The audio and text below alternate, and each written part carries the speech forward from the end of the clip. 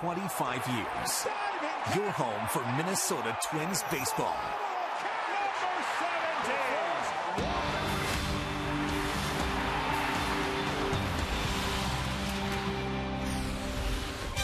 It's a cool night in downtown Minneapolis where the Twins are poised to play their first Saturday night game at home this season. After fading at the finish last night against the Orioles, they'll try to bounce back tonight against Baltimore. It is an important night for Twins starter Vance Worley, still searching for his first win of the season. A quality start this evening would certainly help the Twins' beleaguered bullpen. For Baltimore, Scott Johnson will make his season debut. He was 4-0 in 12 starts last year. One of Johnson's challenges tonight will be to cool the blazing bat of Oswaldo Arcia, who extended his hitting streak to 8 games last night. Arcia has been a pleasant surprise at the plate. And actually, a pleasant surprise might be an understatement for this young man in May, hitting .438. Timmy, tell us about the Arcia effect. Well, he certainly has gotten off to a good start. It's been somewhat of an experiment for Ron Gardenhire, but he has done a very good job. And why? Because, number one, he is very, very aggressive. Ron Gardenhire has described him as being Puckett-like. He leaves that bench swinging that bat. He's also fearless. He doesn't seem to have any worries about being in the major leagues and the fishbowl effect that it could have on a very young man. And he's also wise beyond his years. And why? He signed as a 17-year-old Venezuelan over to the Dominican Summer League. This is his 6th year as a professional baseball player. But Twins fans, be patient. The learning curve in this league is very, very steep. Up next, Dick and Bird discuss the importance of tonight's outing for Vance Worley, who continues to look for his first win of the season. Twins and Orioles next on Fox Sports North.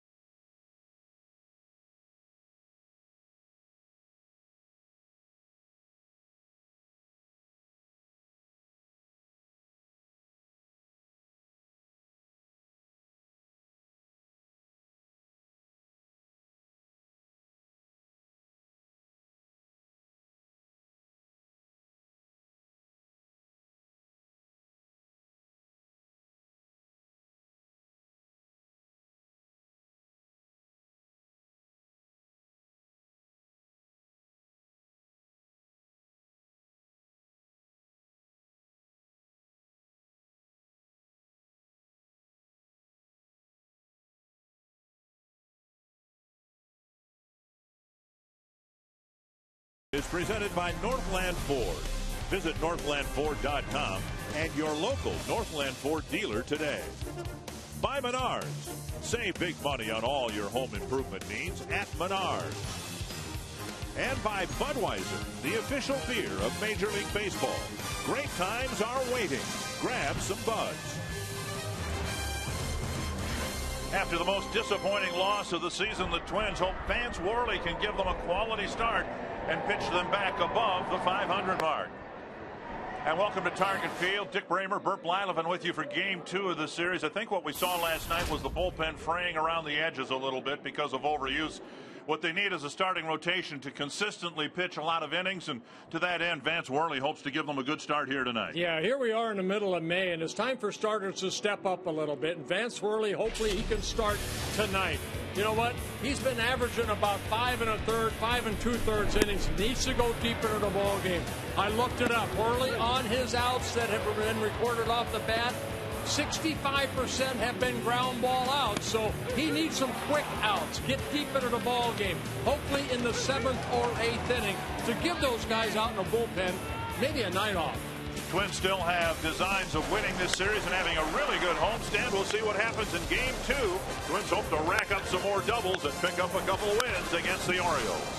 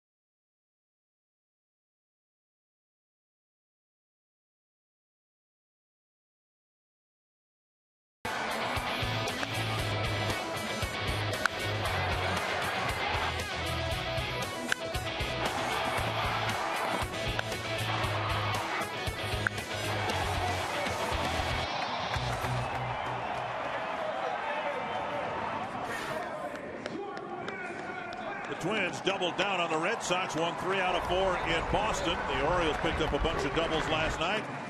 Joe Mauer on a doubles streak of his own as Game 2 between the Twins and Orioles will be played under decent spring weather. Happy fishing opener to everybody out there. Yes. Hope that you had a safe opener if you were out on the lakes, if you found some open water to begin with.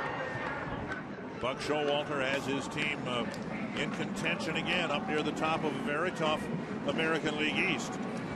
Thanks, man. Dave Menard's batting order for the Orioles in Game 2. Nate McLeod, followed by Manny Machado, Nick Markakis, Adam Jones, Chris Davis, Matt Wieters, J.J. Hardy, Ryan Flaherty, and Nolan Reimold.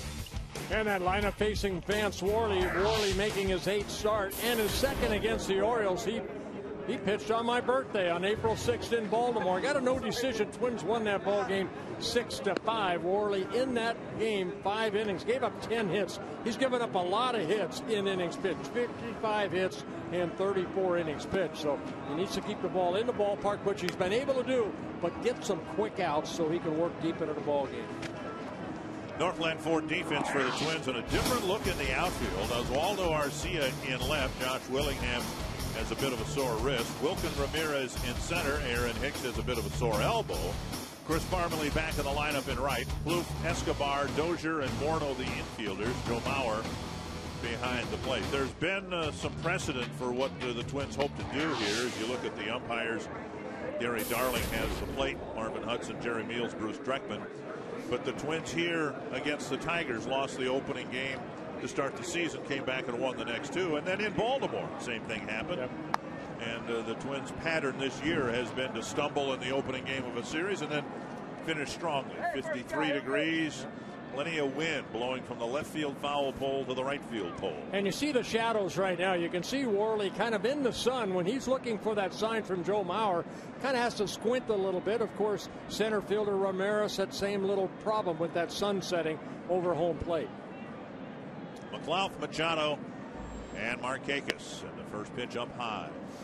We're going to keep an eye on Worley as far as keeping the ball down. How many ground ball outs he's going to get here.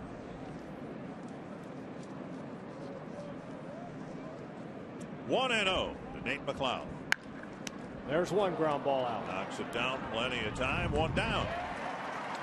A one-hopper back to the mound. McLeod's retired, and that'll bring up Manny Machado. Yeah, Dick, I did mention, I looked up the numbers. Worley, of the balls that were put into play so far this year, 63 ground ball outs, 35 fly ball outs. So that almost 65% of his outs that come off the bat are recorded on the ground ball, and that's what he needs, some quick outs like that. 2 pitches, 1 out. Here's Manny Machado. Twins have 2 games left with the Orioles, and then the White Sox come here for 3. So there are 5 games before the next off day for the Twins. So every starter will have a start before the next break in the schedule. What the Twins want to see is at least 30 innings coming from the starting pitchers in the next 5 days. Fouled away over into the seats. Well, you know what? You just listen to what you just said. 30 innings in 5 starts. And I've done the Minnesota high school math. That's 6 innings apiece. Right. That's why the bullpens are going to get worn out in July and August. Right, starters need to go a little bit deeper, and it's time here the middle of May. They need to step up and average hopefully 7 innings an outing. Did you hear the at least part? Did you hear that? Yes, I did. Okay. All right. 2-1 to Machado. Well, I think the biggest thing is that, I've seen this game change over the years. And driven to right field toward the gap. Looks like another extra base hit. One hopping the wall. Machado has a double. Yet another Baltimore double. Yeah, 7 doubles in last night's ball game for the Orioles in their 18 hits. And Machado picking up his 13th double of the year. Tonight's Cold Hard Fact brought to you by Frostproof Coors Light. The Orioles picked up game number 21 in that category last night after being shut out for 5 innings. They've got some hot hitters in their lineup. You can see they score 5 or more runs 21 times already this year, the most in baseball. Machado's been swinging a bat good. This guy right here is hitting over 500 against the Twins since the beginning of last year. Now, we don't see the Orioles a lot, so you're talking maybe about 10 to 12 games. But they've got some guys that are swinging a hot bat.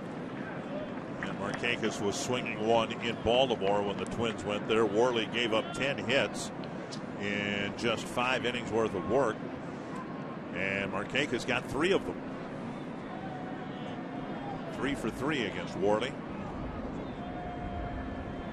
Down low, 1-1. Oh, good changeup right there. Yeah, Markakis since the beginning of 2012 against Twins pitching is hitting .535.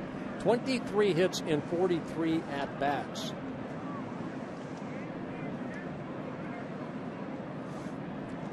One and one to Markakis. Ground ball headed up the middle, a base hit. Rounding third, Machado will score. and it's 1-0. And again, Worley having a very difficult time with Markakis. RBI single up the middle. No movement on this fastball right here. Watch the location. Pretty much right down the middle of the plate. And Markakis hits that ball right back up the middle. Picks up his 16th RBI. And the Orioles up by 1. Adam Jones will hit.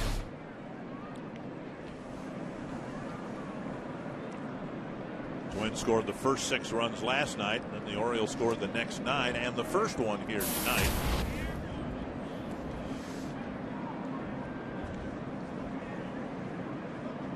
Because most of his outs come on the ground, Worley quite capable of getting a ground ball double play. He's had an average of just about 1 turned in every one of his starts. Yeah, 6 double plays so far turned behind him. And Adam Jones, like Markakis, doing very well against Twins pitching. 11-game hitting streak against Twins pitching staff, hitting at .452. Breaking ball drilled to left. This ball is tagged, and it's hard off the wall. And Arcia's throw coming to third base, and he threw to the wrong base, and that allowed Jones to go to second. A mental mistake right there by Arcia. You want to get that ball back into second base to keep the double play in order. And you know Markakis is going to get to third base on this ball right here. And Jones ends up getting a double. Another double by the Orioles. Breaking ball stayed middle in. And Jones dropping the barrel of the bat. Line drive off the wall. And now Chris Davis. Water, peanuts, beer. And Davis well over 300 for a batting average. And a foul tip, 1 strike. You look at Worley's numbers. Now, he hasn't won for the Twins yet. He's 0-4 with an ERA of just under 7. His career mark, though, 18-17 with an ERA of under 4. So it's apparent something is missing. And whether it's velocity, whether it's movement, location, something just isn't there yet. Well, you know what? We talked about Pelfrey last night, coming off the Tommy John. Worley, even though it's, minor surgery, he had elbow surgery in September of last year. Could that also be affecting him in the mind to not really let it go yet? Because sometimes when you have surgery like that, you're afraid to really extend and let that arm, get loose. Looper to left, and that'll die in front of Arcia. 1 run will score, and the throw cut off by Blue. 4 straight hits, and a quick 2-0 Oriole lead. Well, Davis came into this ballgame second in the American League behind Cabrera in RBIs, and he adds another one here now at 34, and it's 2-0 Orioles. 3 of the 4 hits have been airborne, and to your point, Worley needs to keep the ball down and get ground balls, and to that end, he's not really succeeding, at least in this first inning. Oh, believe me, I've gone through spells like this, Dick, that everything is up, up, up. You have to tell yourself, I have to throw that 2-seam fastball, and 2-seamer has a little more sink on it, right on top of home plate. I want Joe Mauer to try to block it, because right now everything is chest high. Not a bad pitch right there. That's where he wants to stay. That's where you're going to get a ground ball down in the strike zone.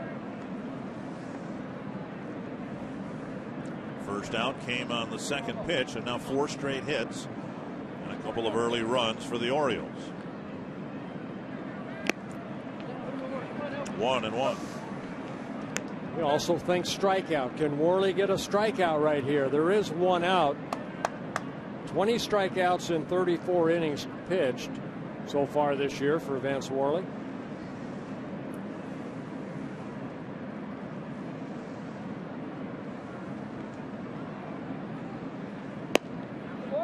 Called strike on the inside corner. So now 1-2.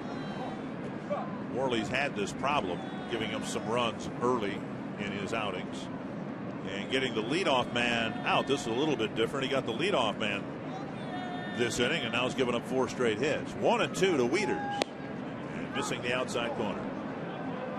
I think we mentioned a little bit last night, Dick, any starter, I don't care if you're Cy Young or, Vance Worley, you're going to, it takes a while for a starter to get into that rhythm. And to beat somebody like a Worley or even Cy Young way back when, you had to get them early before they settled in. Lifted to left, and Arcia retreats, making the catch. And here's a strong throw to second base. He is out. The run will score. So Arcia flat-footed near the warning track with a strong throw to second base. Davis, the third out after Jones crossed home plate.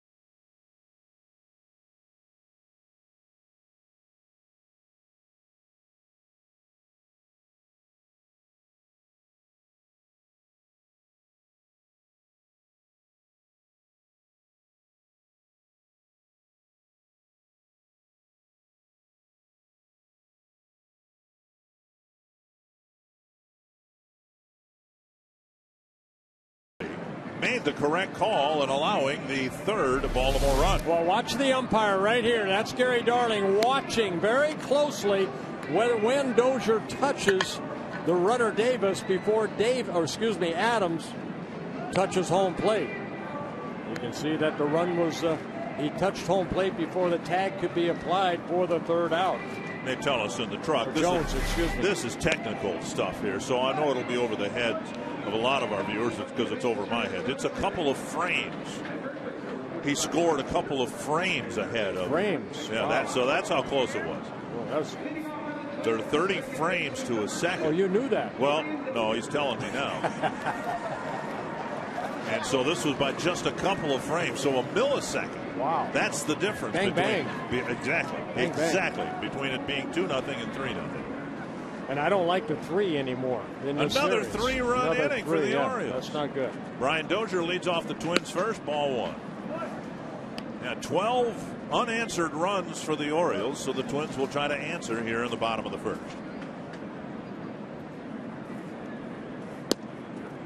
Strike call. Well, the Twins taking a look at Steve Johnson making just his first appearance this year at the major league level for the Orioles. This is only his 5th major league start.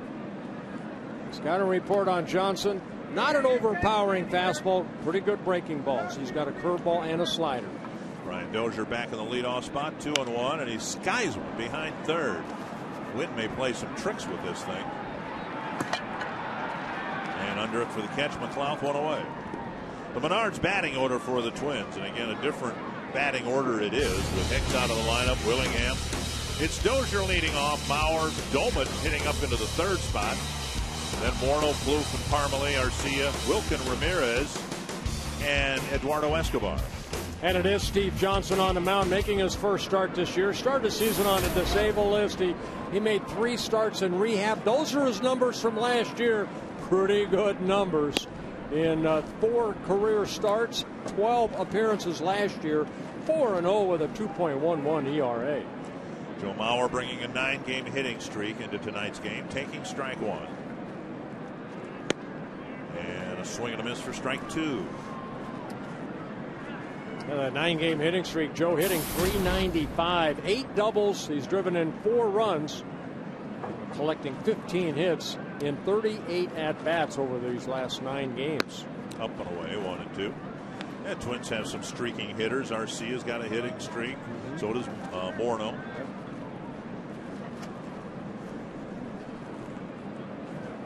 One and two. Foul back to the screen. Throw back behind the plate tonight after DHing yesterday. Northland 4 defense for the Orioles. McLeod, Jones, and Markakis, the regular outfield for the Orioles. Then Machado, Hardy, Flaherty at second, Davis at first, Wieters behind the plate. 1 and 2, Johnson to Mauer. And a drive to right, and a base hit, and the ball gets by the right fielder Markakis, but just falling behind him, he got a piece of the glove on it, or that ball had rolled to the 365 sign. Yeah, I kind of got caught in between. Do I keep going or back up? And I think he thought, okay, I can try to dive for this ball, but there's some top spin on this. And Joe hitting it sharply. Last night, Chris Dickerson, the right fielder, saw Mauer drive one over his head off his glove. And now Markakis comes in. See it just nick his glove. That gets by him. It's another double for Mauer. Here's Domet, and there's strike one. Domet had a good finish to the road trip, but because Josh Willingham has been struggling, got hit by a pitch in Boston right below the base of his right hand, and so the Twins are going to take him out of the lineup, and Domet waits and fires one over by the tarp. Willingham says he's fine. He'll be just fine, but just getting a day to kind of get away from what has been a prolonged batting slump.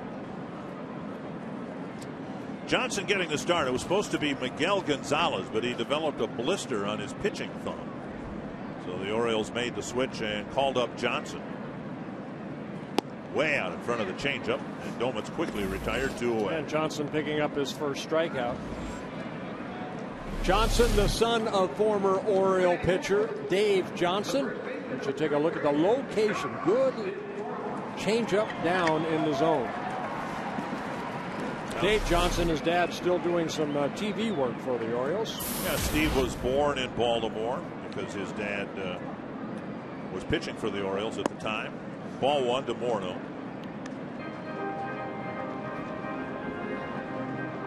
Average climbing up, and now what the Twins need is for Morneau to start jacking some home runs. Well, he's picking up some RBIs on a 6-game hitting streak. Justin hitting .333. Fouled back 1-1. Picked up 7 RBIs over the 6-game hitting streak.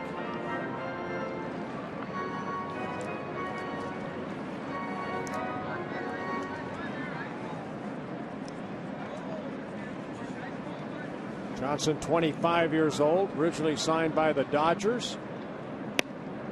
Strike on the outside corner. Good location of that fastball. We've talked about the Rule 5 draft. Look at this pitch and see where. Close enough to the outside corner. 1-2.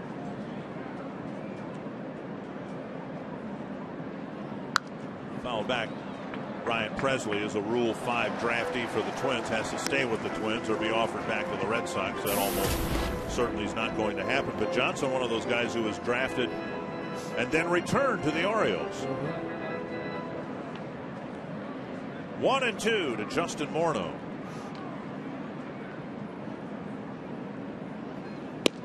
Call, third strike. 2 strikeouts in the inning.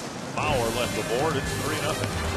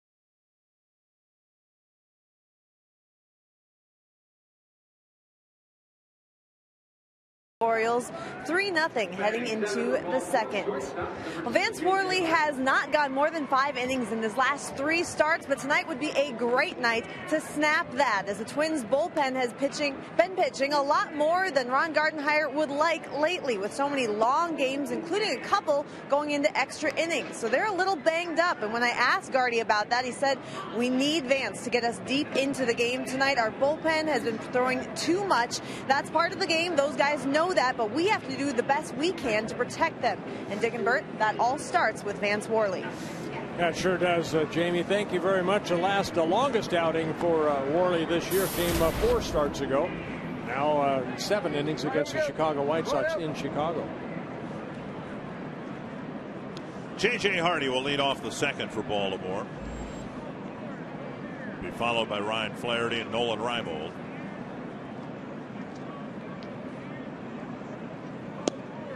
Ball 1. Since leaving the Twins via trade, Hardy's leading all major league shortstops in home runs. He's hit 58 home runs. But make note of the fact of where he's playing his home ball games. The Orioles remarked last night, Buck Showalter too, about how many of the Oriole doubles last night would have been home runs at Camden Yards, and I can think of the 2 Chris Davis doubles that certainly would have gone out at Oriole Park at Camden Yards. High fly to center, hit in the general direction of Ramirez, and he makes the catch, 1 away. When you join the Twins season ticket family this year, you'll be hitting the sweet spot. Purchase any of the Twins season ticket packages and receive 10% off food, beverage, and merchandise bought at Target Field. Call 800-33-TWINS or visit twinsbaseball.com. Check out the options and learn about the cool benefits that come along with Twins season tickets. Here's Ryan Flaherty.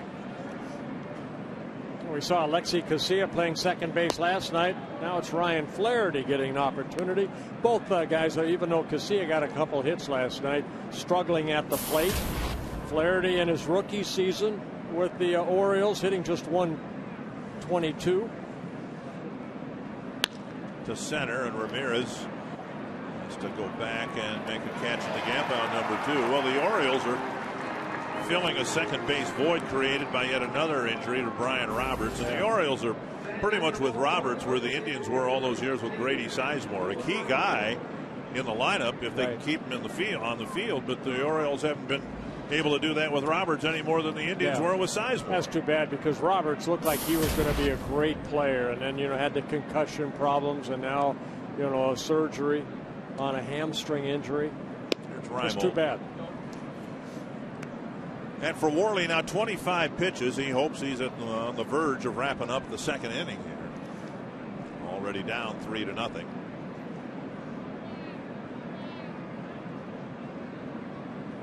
Well, baseball's a funny game. As a pitcher out there, you're going to have innings like that get away from you, like Worley did in the first.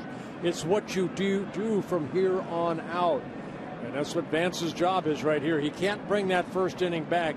He can control this inning and hopefully 4 or 5 more. 3-0 now to 2-1 to the number 9 hitter. It's like the game last night. It was not a good loss for the Twins, but it's one game and you move on. Check swing, strike. It's 2-2. And that's been one of the positive traits for this Twins team. The resiliency is a longer word, but determination. Maybe you don't let one loss necessarily lead to a second or a third loss. Right. Snap bat, and Worley has plenty of time, and he has a much better second inning, facing just 3 men.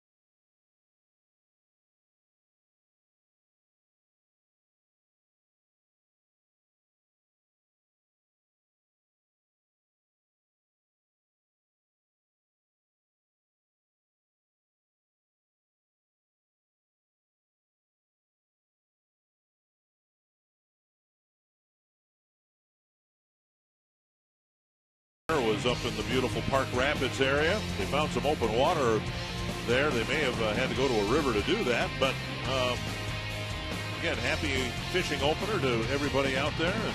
Now, we were told that the governor did catch a fish, so congratulations. Well, yeah, it depends on what it is. Well, still, a fish is a fish. Catch a rock bass or something, that's not... Well, that's a fish, isn't it? It is a fish. Yeah. But if you're trying to catch a walleye and you catch a rock bass, if you catch a sheep's head... I have no idea what a rock bass is. Yeah? Is that something... Not something you want to keep. Like a rock? Yeah, well, it tastes about like a rock. 1-1 to Trevor Plouffe. Chris Parmalee and Oswaldo Arcia will follow. Steve Johnson pitching with some early run support here tonight.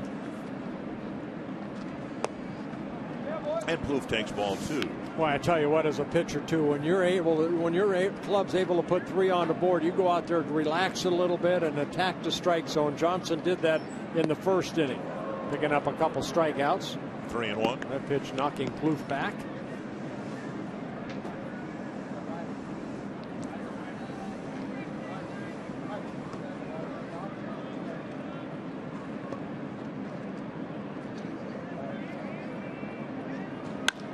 Driven to right. Markakis in the shadow makes the catch, 1 away. Get interactive with us during the broadcast tonight. In honor of the fishing opener, we're asking you what's your favorite fish name in baseball. Hashtag Kevin Bass, Mike Trout, Tim Salmon, Catfish Hunter. There were others. Who was the Bass relief pitcher that the Twins had? Brian Bass a few years ago. Brian Bass. There was a Kevin Bass. Yes. There was a Steve Trout, a left-handed pitcher. Right. Dizzy Trout, long time ago. Chris Parmalee had a pinch hit single yesterday. 1-1.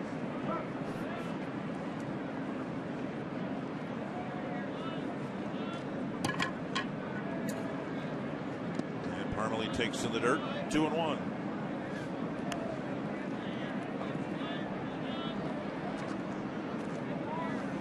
Steve Trout made 4 starts last year in August and September for the Orioles. In those 4 starts, 3-0. You mean Steve Johnson? Steve Johnson, excuse me. I'm still into fishing here. 2-2 to Parmalee. Parmalee got a changeup on 2-1.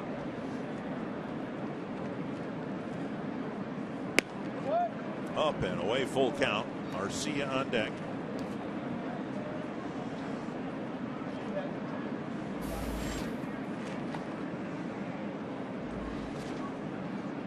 And a walk brings Arcia to the plate with a man aboard. And for more on Arcia, let's go to Jamie Hurd. We already know that Oswaldo Arcia can hit, but here's 3 things you may not know. Number 1, his pregame meal is chicken, rice, and beans. He says he eats it pretty much before every single game. Number 2, he's got a new walk-up song this homestand, Limbo by Daddy Yankee. That's his favorite tune these days. And his nickname, they call him the Pony or Caballito. This is also a new thing. They say power hitters like Mauer or Morneau are often referred to as a horse, so Arcia is a young horse. There you go, Dick and Bert. All right. Strike on the outside corner to the Pony. Now you're ready, here we go. Arcia. Ride that pony. The right fielder last night playing in left field in the absence of Josh Willingham. Check swing foul. 2 strikes.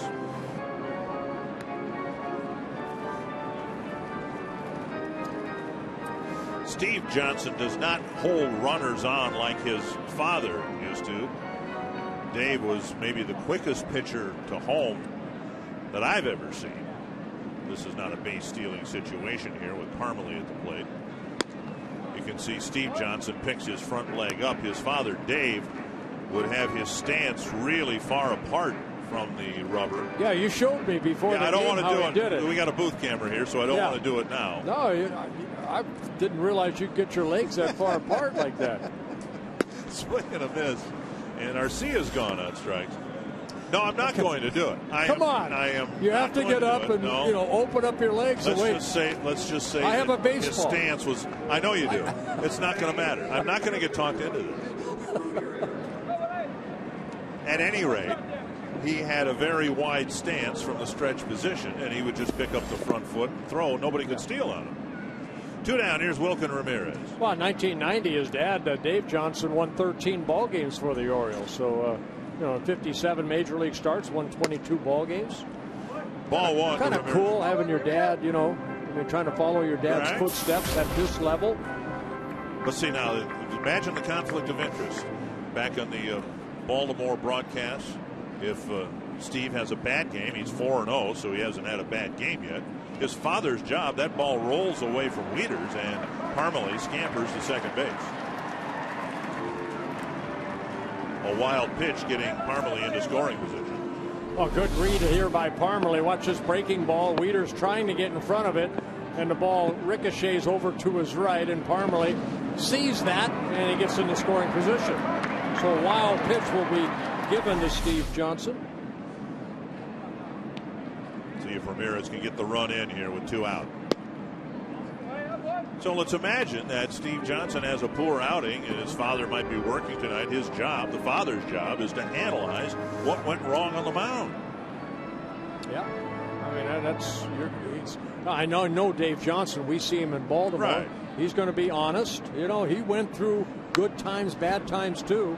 So if you can't take criticism at this level, especially from your dad, well, I know, you better be able to take it from your pops. But I know your dad was always consoling and gave you a shoulder to cry on when you had a bad outing and sympathized with you. more the back end than anything. Let's go, get it together. 3-1 to Wilkin Ramirez. Busted bat and a roller to second. Ryan Flaherty has it. Parmalee left aboard. It's still 3-0 Baltimore.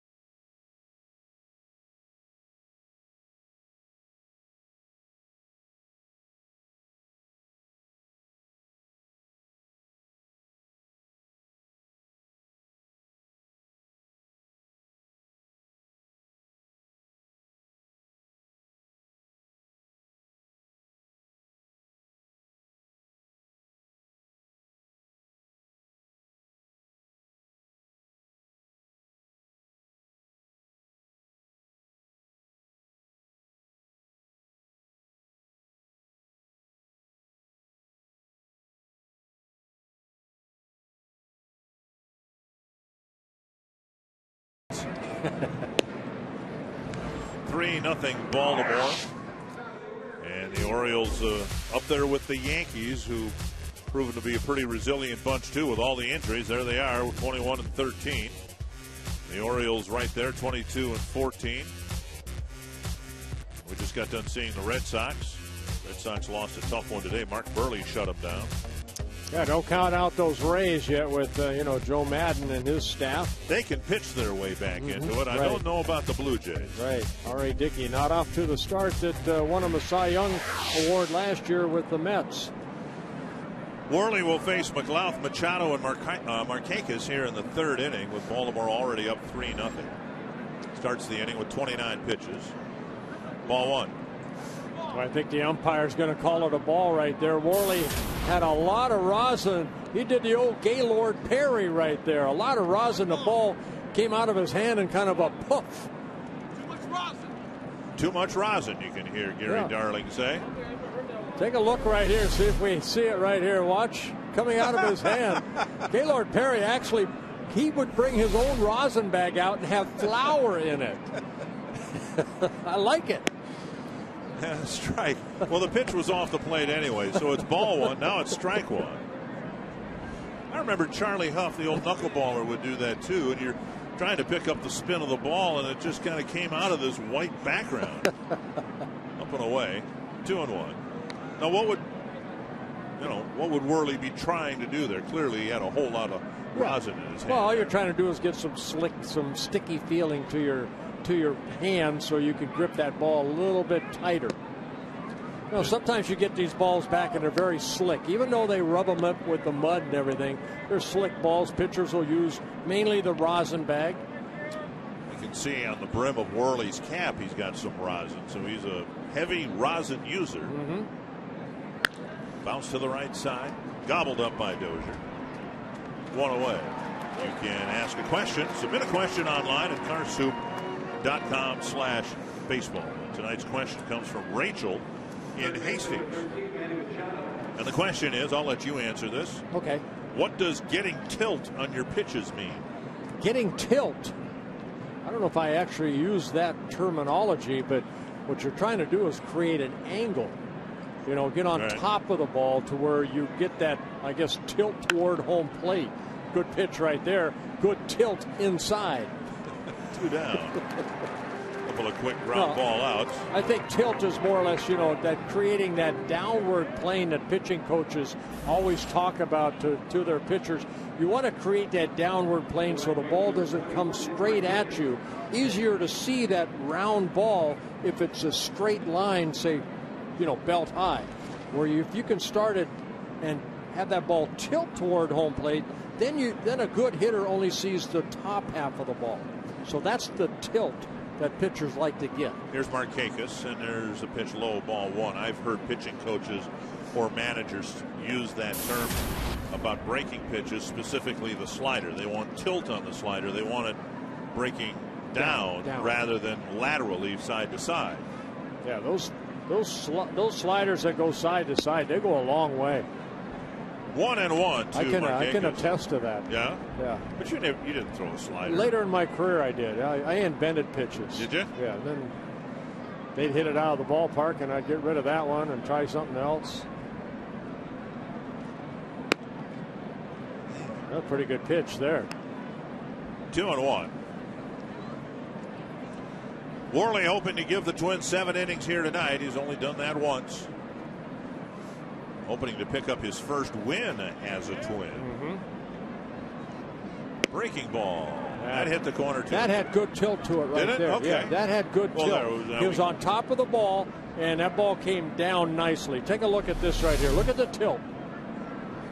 See the quick tilt at the end? Don't want to leave too many there. Off the glove of Worley. Barehanded by Dozier. Safe at first. Good play by the second baseman. But Markakis now is 5 for 5 against Vance Worley. Yeah, Vance has already had a couple balls hit back to him that he was able to get. And this one right here, ball right over his head.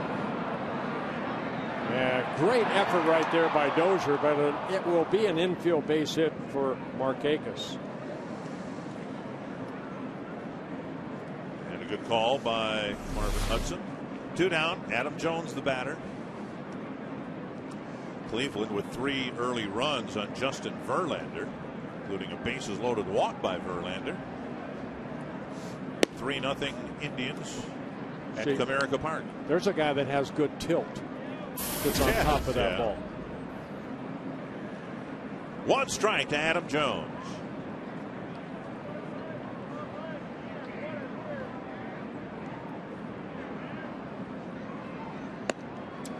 Up and in, 1-1.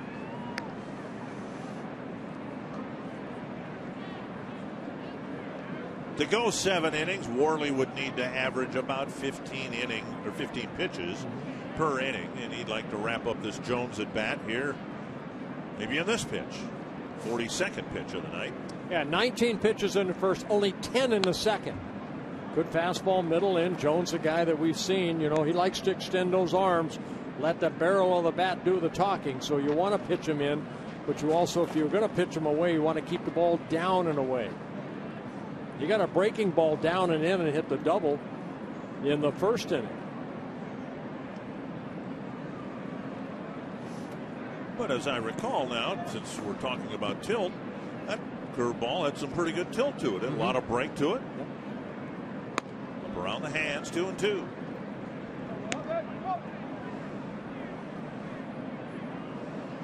There you can see the rosin on the bill of his cap.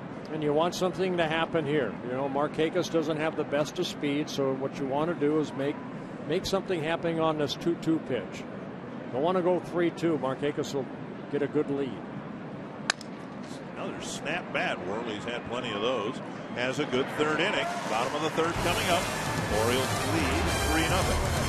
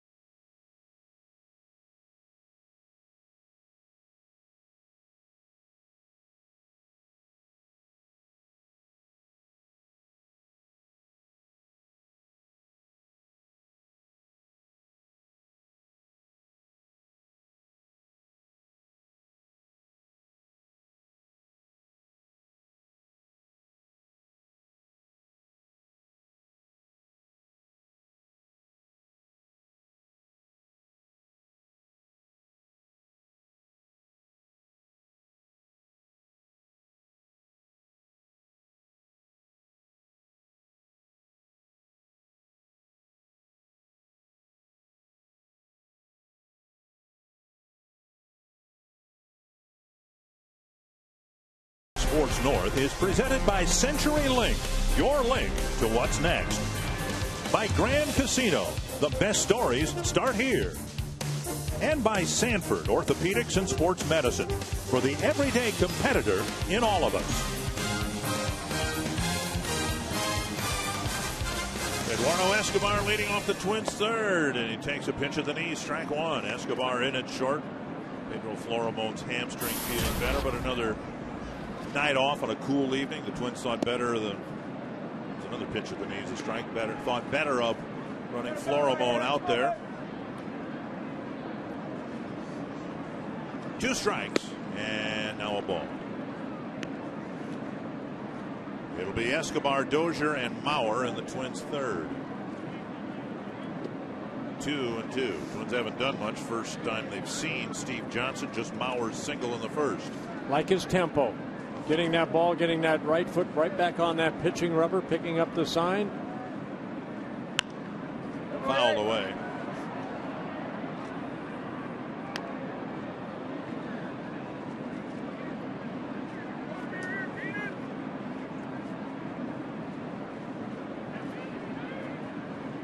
Two and two to Eduardo Escobar. Driven to the gap in left center field. Jones won't catch it. Escobar will run a while. And he'll slam on the brakes with a leadoff double. Nice piece of hitting right there by Escobar. Got a pitch up and just went with it. The ball kept slicing away from a very good center fielder in Adam Jones. And as he went back after this ball, look at the good swing right there. Pitch left up. He takes it into that left center area. And it's a double for Escobar, his second double of the year. And it comes with nobody out here in the bottom of the third inning. And now Brian Dozier takes up an end, ball one. And the Twins need to take advantage of this here, get on the board, break a string of 12 straight Baltimore runs in this series.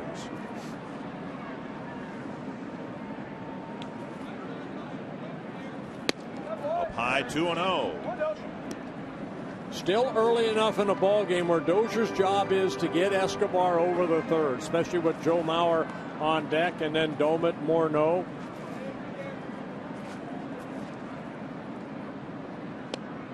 Strike call, 2-1.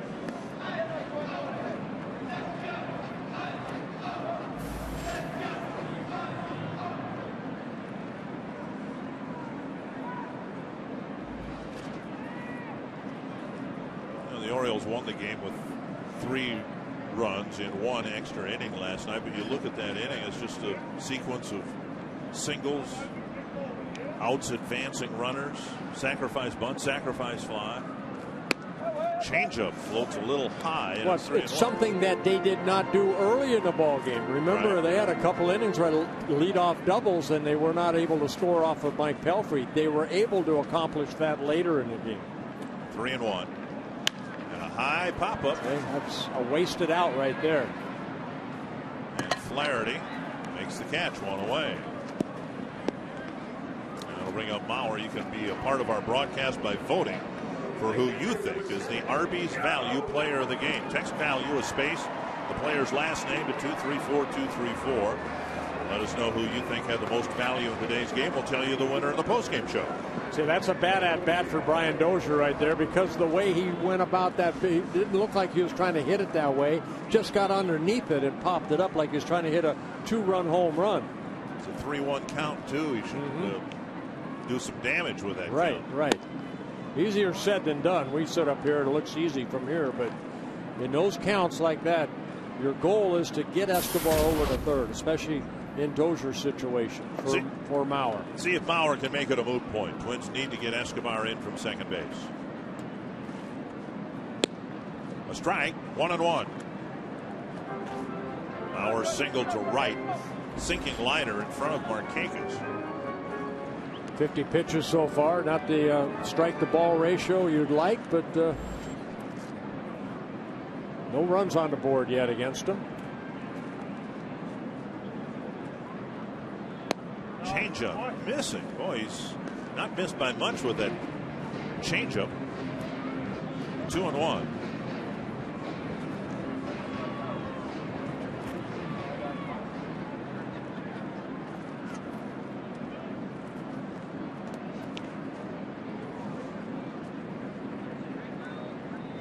Driven to right center field and hit it pretty well.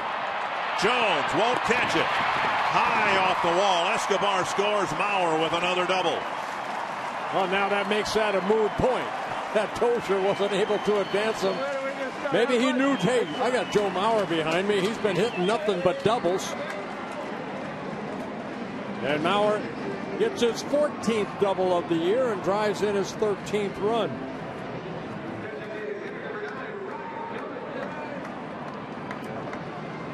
Well, this series so far, even though it's a game and a couple innings, a lot of doubles in this series so far. Here's Ryan Domet. Ground ball right side, fielded in short right field by Flaherty. Domet retired. Mauer to third base, 2 down, and that'll bring up Morneau. Now you see Mauer when he's going good, and we have seen this now for about a week and a half, where he's really swinging the bat well. And I think the biggest frustration for some fans is he's very patient at the plate. But in an at-bat like the one we just saw, he's standing there saying, Steve Johnson's going to have to throw me a strike. Here's a ground ball up the middle and a base hit. Morneau with a single, and it's a 1-run ball game.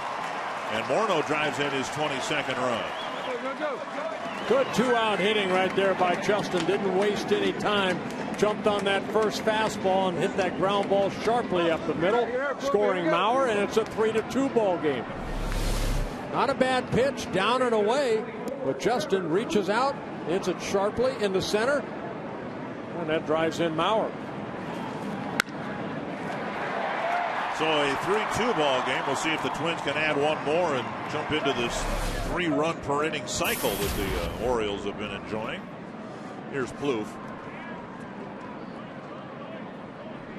Anyway, just to wrap up the thought on Mauer, I mean, he's standing up there. He's facing a guy who's vying for the 5th spot in a rotation and supremely confident. He probably says, look, I don't think this guy could throw a strike and get me out.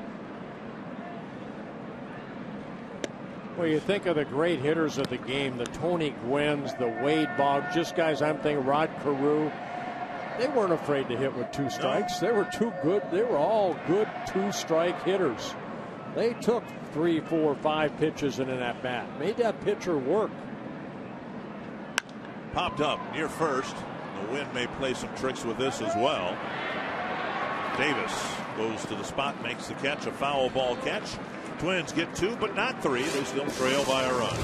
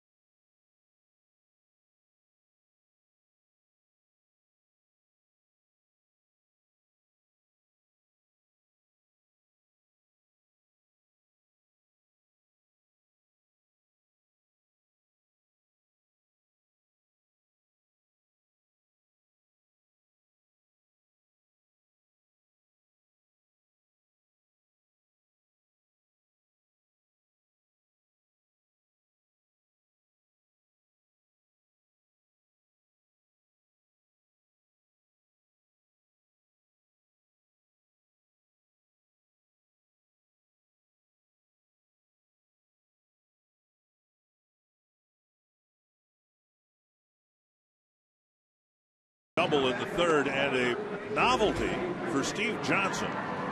It's the first time in his major league career he's given up a hit with men in scoring position. Opponents had been 0 for 21 with men in scoring position, and Mauer finally touched him for a double, and then Morneau got a single, and suddenly it's a 1-run ball game. That's incredible to go 0 for 21 with men in scoring position. Again, he came up last year, 12 appearances, 4 starts. He pitched great for him, and that's why they were looking for him to pitch, out of that rotation at the beginning of the year, but had some injuries, and now he's making his first start. 1-run ball game for Worley as he pitches to the Orioles in the 4th. Chris Davis lifts the first pitch, foul and out of play. There are certain innings that are more important than other innings. Of course, you'd like to get every innings important, but when your team gets you back in the game, this inning right here, very important for Worley. Put another 0 on the board. Pitching in the 4th inning. This now his 46th pitch.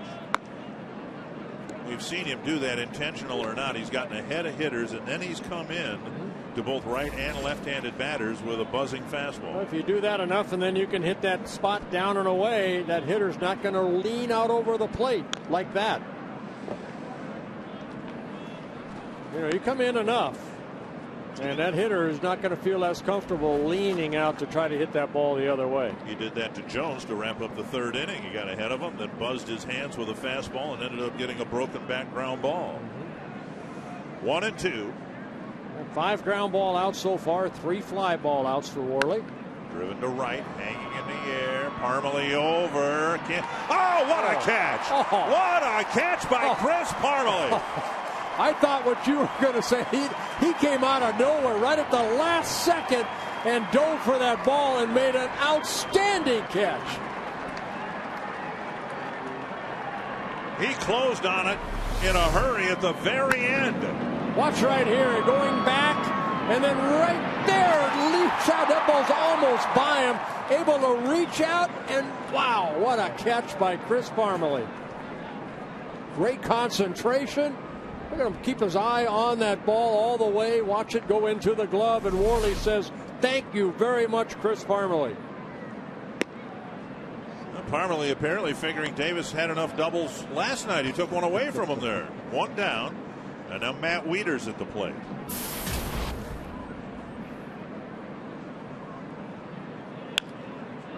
Fouled over the Oriole dugout. 2 strikes. Wieters hit a sacrifice fly to left field in the first inning. And on the play, Arcia threw out Davis trying to advance from first to second. 2 frames after Jones crossed home plate. You know what made that catch so great was that the sun, too, as it sets, you can see the different shadows. And you see Ramirez out in center field still kind of fighting that sun. That was a great catch by Parmalee. Up and away, 2-2.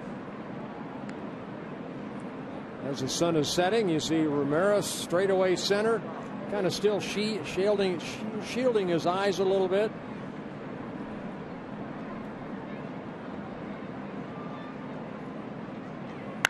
Hit well to left.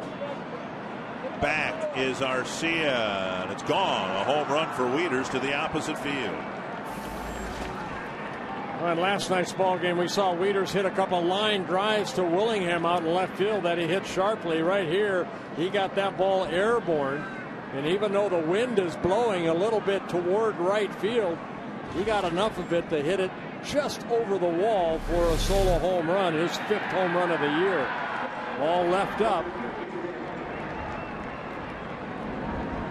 And it's a 4-2 ball game. Wieters seemed to know that ball was gone when he hit it, and then maybe had to be reminded he wasn't at Camden Yards.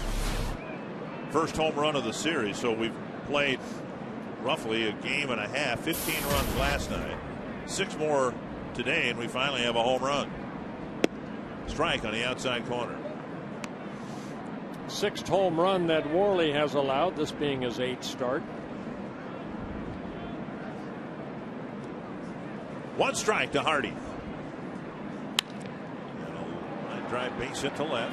Everything's been hit hard here in the 4th inning. This inning, as you said, really important for Worley after the Twins getting a couple of runs, and the Orioles seemed insulted that the Twins brought it back to a 1-run game.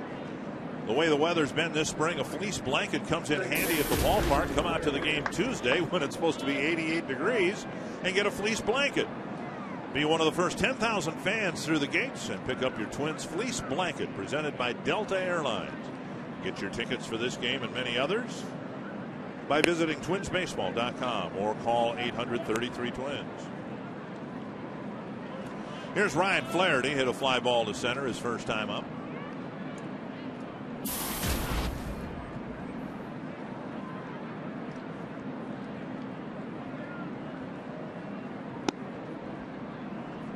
Missing low, I guess. Pretty good pitch there.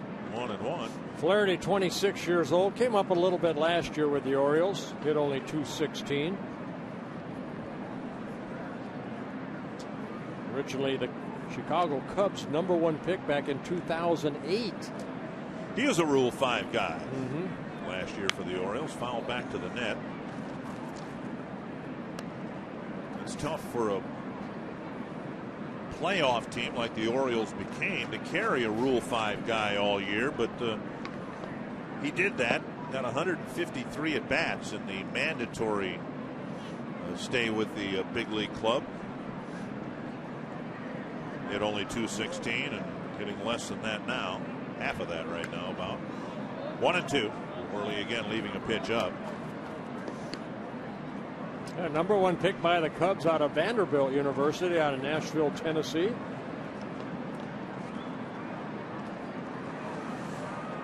One and two to Flaherty.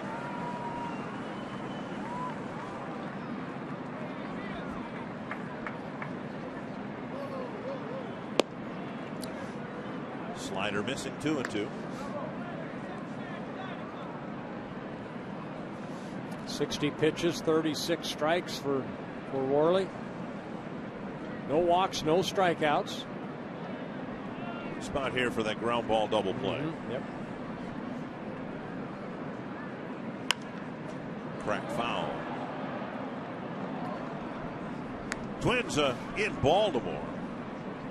First week of the season. Took 2 out of 3. A rarity for the Orioles because they have won 8 of 11 series. The Twin series in Baltimore, one of just 3 series that the Orioles haven't won outright. 2-2. And a base hit to right field. So again, everything hit very sharply off of Worley here in the 4th inning. Always talk about location, and right there, that pitch left up. Maybe took a little something off the pitch, but allowed Flaherty to get the barrel of the bat out quickly and then get the base hit to right field. Mauer to the mound, number 9 batter Nolan Reimold to the plate. Take a look again, the location. Pitch left up about letter high. Flaherty opening up and getting a good piece of the barrel on that ball. Is it fair to say this? I asked the question rhetorically before. Worley 18-17 in his big league career with an ERA of under 4. This one flared foul, so something is missing. And then I wondered, is it velocity, is it location? But it sure looks like it's location. I think location, more than anything. Yeah, he was shut down last year, because of the the last couple months with the elbow problems, ended up getting operated on. I asked Twins general manager Terry Ryan about Worley and what they thought they were getting. Was it a guy who topped out at 90-91 like we've seen, or 93-94? He said, no, there's nothing wrong with the velocity. It's as advertised, low 90s. Yeah, 2 years ago with the Phillies in 2011, he made 21 starts, 11-3 for the Phillies with a very good 3.01 ERA. Inside, and now 2-1. I think sometimes when you're struggling, 8 start for the Twins, he hasn't picked up a win yet. You go out there and it's almost like that last pitch, you're trying to guide that ball in there. Good movement, but that ball is about a foot inside. 2-1 to the number 9 batter. Fouled away, 2-2. I guess the word would be forced. He's trying to force some pitches in, rather than, hey, I'm nice and relaxed. Like maybe, you watch Diamond, you watch Correa go about their business. A lot of confidence. Right now, I think Worley is so tight right now. He wants to relax, but he knows every pitch is so important. And pitchers react differently. Some guys go out there and it's like the end of the world if they don't have a good start. He knows that has to go deep into the ball game today. The bullpen needs him to go deep into the ball game. Maybe that little added pressure straightens that fastball out rather than that maybe sinker that gets some ground ball outs. Another 2-2. Reimold having a long battle with Worley. Throw more than 20 pitches this inning. Still only 1 out in the inning and another foul ball. These are the innings you want to stay away from, the 20-plus innings. 19 in the first, only 10 in the second, 16 in the third. This will be his 25th pitch this inning. Still only 1 out. And the out was made on a great catch by Parmalee in right center field. And that's what hurt Mike Pelfrey in that 6th inning. He needed 28 pitches. And the Orioles scored the first 3 runs in that 6th inning. Another 2-2. And now it's a full count.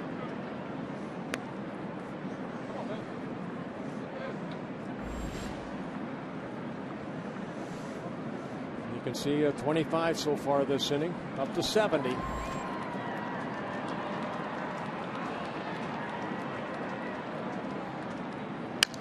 Busted bat. Infield fly rule should be called. 2 away.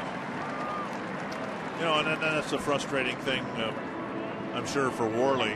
2 times through the Baltimore batting order, he's probably busted 4 or 5 bats, but yet he finds himself behind 4-2. Well, that's the game. You still have to keep pitching. Keep trying to make good pitches. Here's McLeod. Nobody's going to feel sorry for you. That's just the way it is.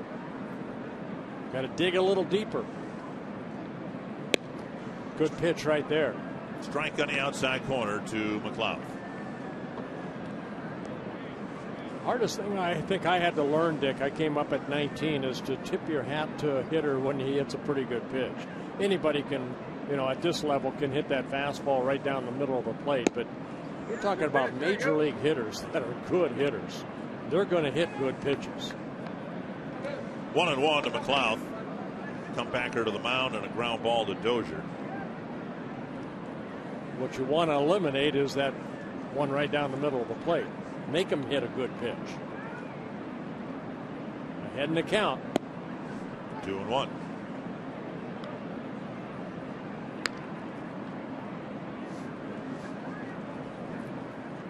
Worley faced 6 batters in the first inning, 3 in the second, 4 in the third, and now he's facing his 6th batter here in the 4th.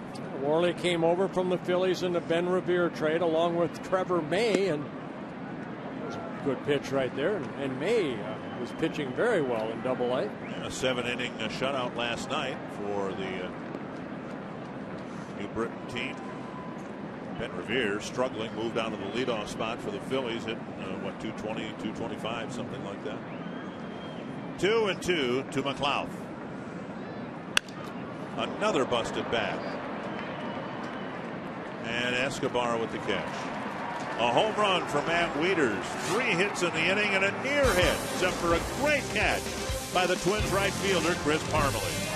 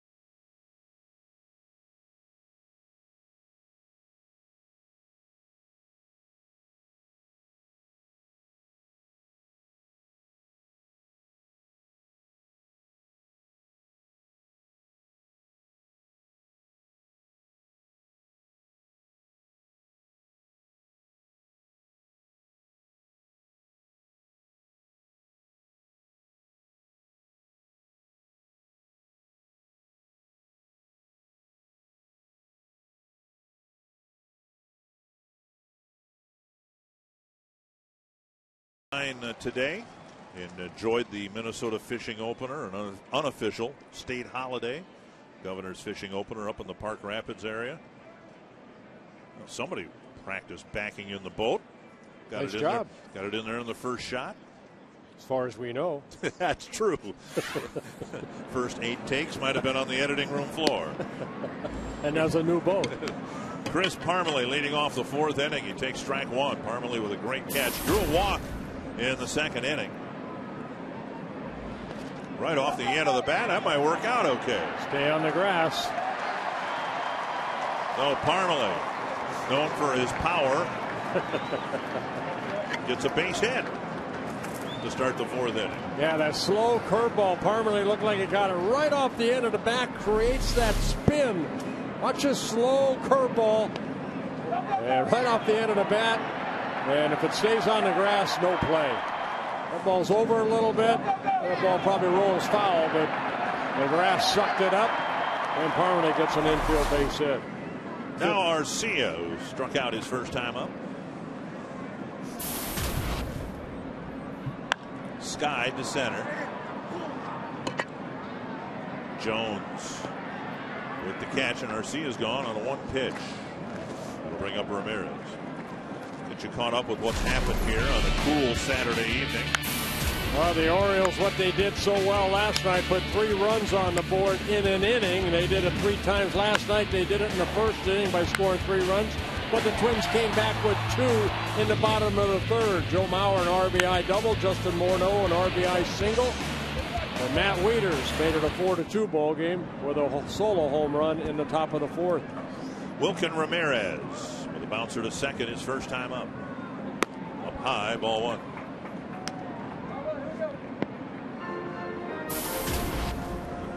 Orioles got a big fly from Wieters to expand the lead 4-2.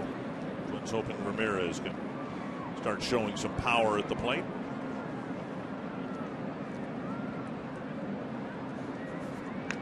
Big foul, or big swing and a foul. 1-1.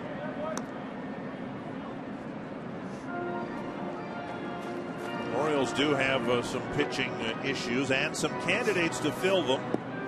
Johnson auditioning for a spot in the rotation. Tsuyoshi Wada is a couple weeks away from coming back and rejoining the Oriole rotation. Jair Jurgens, former Brave and Tiger. This one fisted into right field. Flaherty retreats to make the catch, 2 away. That'll bring up Escobar.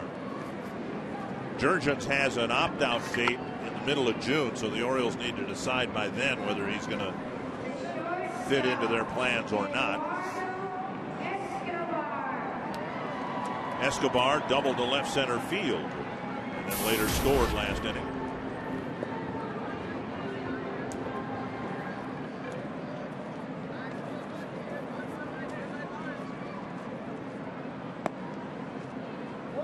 Reading some comments from the Orioles last night about this point of the game. The Twins pushed the lead out to 6-0, and some of the Orioles said, you know what, we knew we were going to win. We were behind 6-0. Nobody panicked. We still were very confident. You'd like to think that the Twins would have that confidence down just a couple of runs, that they're still going to come back and win this game. I think I remember a lot of these Orioles were with that club last year when they won so many comeback from behind games, so many 1-run games. So that confidence, you know, just filters into the following year. 2-0. Escobar takes ball 3 with Dozier on deck. You guys had that in '87. I know you had a lot of great late inning wins, particularly at home. Didn't have so many on the road as I recall, but 3-0 to Escobar. And he'll take ball 4. So Dozier has a chance to deliver a big hit. A second walk for Johnson in the ball game. Celebrate with the Twins the 20th anniversary of The Sandlot, the movie, with a special screening on the Target Field scoreboard May 19th after the Twins game. Special guests include the director and narrator David Mickey Evans, plus Squints and Ham from the cast. Get your tickets, go to the game, stay for the Sandlot screening Sunday, May 19th. If you can't make it to the game, watch it all from home on Fox Sports North. Inside to Dozier. What the Twins need here is a double.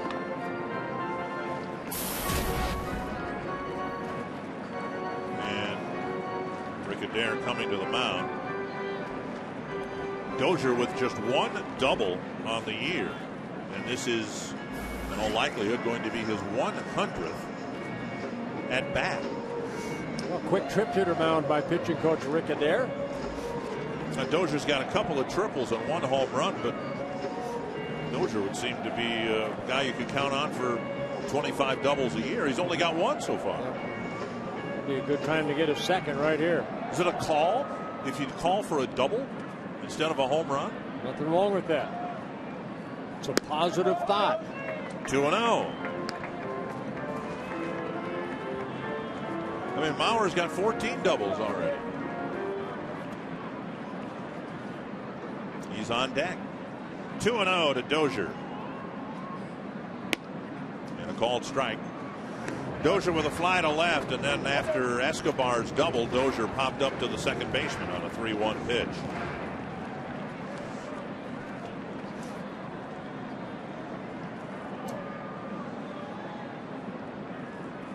Inside, 3-1. Now he should get a pretty good pitch to hit right here with Mauer on deck. He got one in the third inning and hit it straight up in the air. Yep.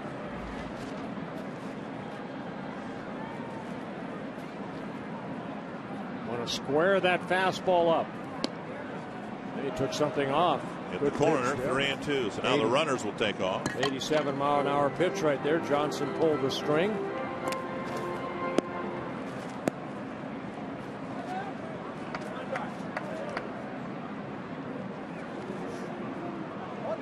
Escobar, one of the fastest runners the Twins have. He's at first base. He'll get a head start here on this 3-2 pitch. They just don't want to run up Parmalee's back.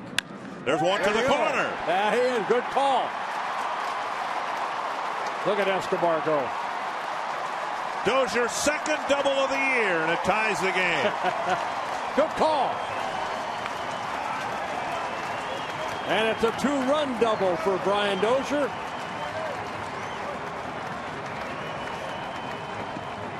That's why that 2-2 pitch so important. You know, I mean, he got the 3-1, and he threw the changeup, so he didn't get to the 2-2, but 3-2. Fastball running in on Brian Dozier. Dropping the barrel of the bat quickly, lining it into that left field corner.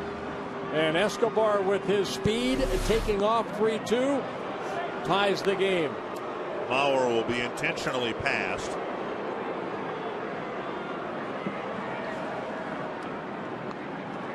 There'll be 2 men aboard for Ryan Doman.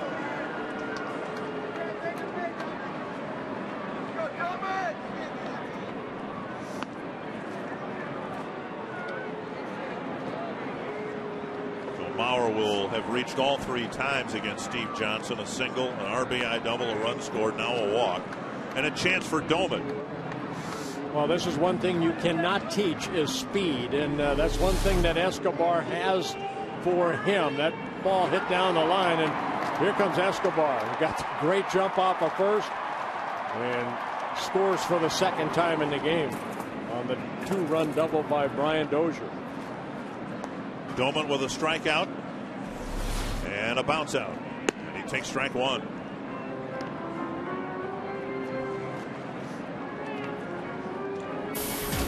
Feeling lucky. Gonna call another one? Another double.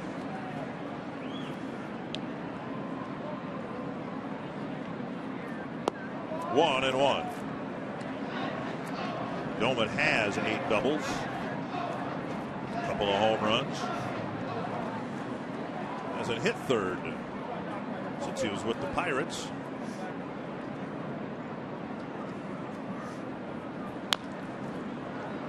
Chopped foul, 1-2. First time he's hit third since September 16, 2011, when he was with the Pirates. He's a career .303 hitter, hitting third. So good numbers for Ryan Doman.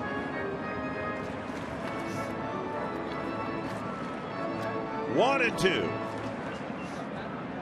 Twins looking for their first lead tonight. That changeup, 76 miles per hour, and waited. Got a piece of it. Yeah, he left it up right there, but Brian fouled it off.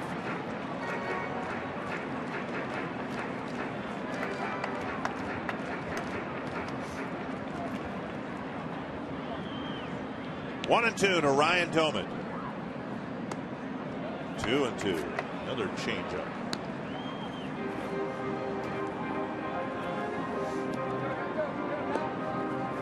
The scouting report was right. Johnson, a lot of breaking balls, changeup, fastball in the upper 80s.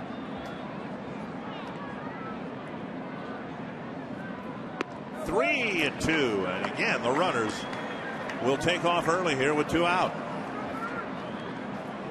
4 of the 6 batters have reached here in the 4th inning. Morneau on deck, and a full count to Doman. Now the shortstop Hardy playing on the other side of second base. Bounced up the line, foul. So now that the count was 3-2 and the runners were going to go anyway, they shifted Hardy to the first base side of second base.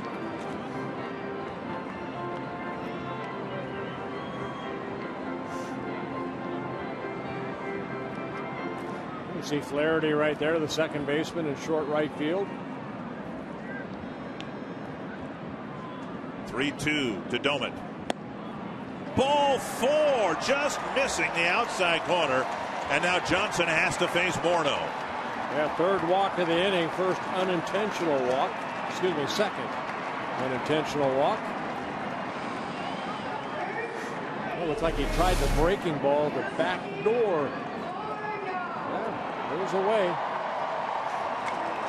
Morneau with a ground ball single up the middle in the third. That scored Mauer.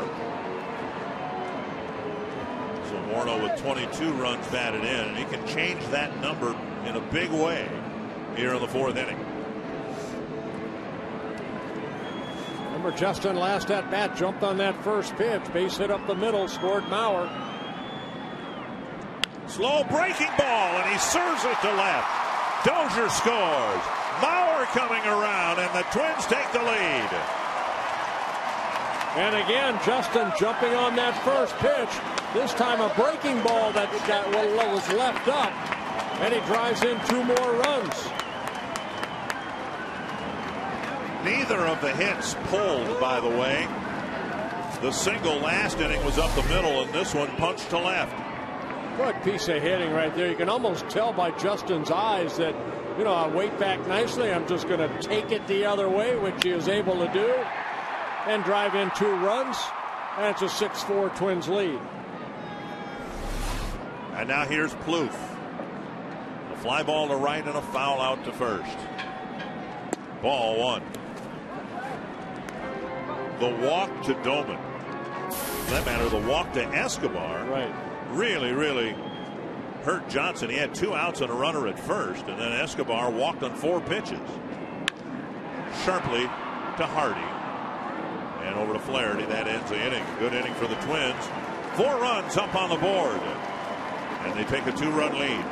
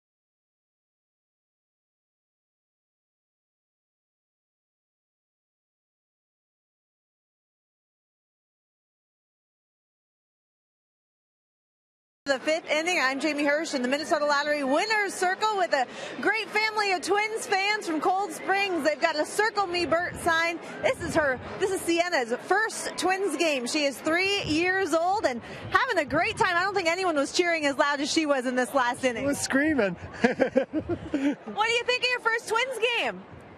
Good. You having a lot of fun? Yeah. All right. Well, thank you, Sienna, for being here with your grandma and grandpa. And we are going to give you guys $100 worth of scratch-off tickets from the Minnesota Lottery. So, yeah, enjoy the game. Thanks for being here. Thank you. Taking Bert back to you. Thank you, Jamie. I hope she attends a lot more Twin games as she grows up. Worley gets ahead of Machado. now 1-1. If the fourth inning was an important inning for Vance Worley, this is a critical inning. Well, you want a quick inning, 77 pitches, so maybe you can get one more, maybe two, see how Worley does in this inning. Both starters in the fourth inning, Worley and Johnson, needed 31 pitches each. Way too many pitches. Main thing, of course, for Worley is to put a 0 up on the board. The Twins were behind 3-0, then 4-1, and now they lead at 6-4. And there's a drive to left, and that'll land in front of Arcia for a base hit. So Worley got ahead of Machado, and then Machado punched a single to left. I know we don't see the Orioles a lot, but this young man right here, Machado, he's going to be somebody to watch over the years. Only 20 years old, and he's putting together a pretty good year. Came in hitting .314. Here's Markakis, and Worley's simply due to get him out. Markakis is 5 for 5 against Vance Worley. Off the plate, ball one. Couple of singles, including an RBI single in the first inning.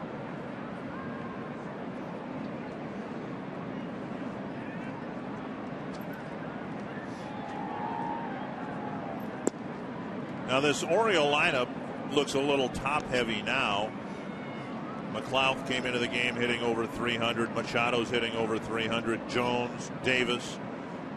Markakis is the only one in the top 5 who's not hitting 300, but he has hit 300, so you don't worry so much about him. 2-0. And if he keeps facing Vance Worley, he'll get there in a hurry. 2 for 2 tonight. He averaged at 289.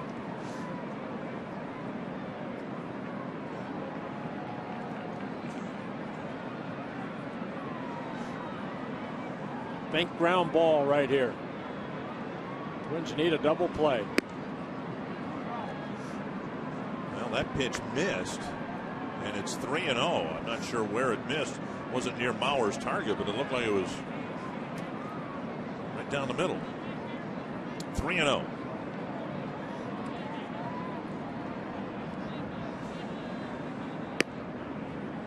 Three and one.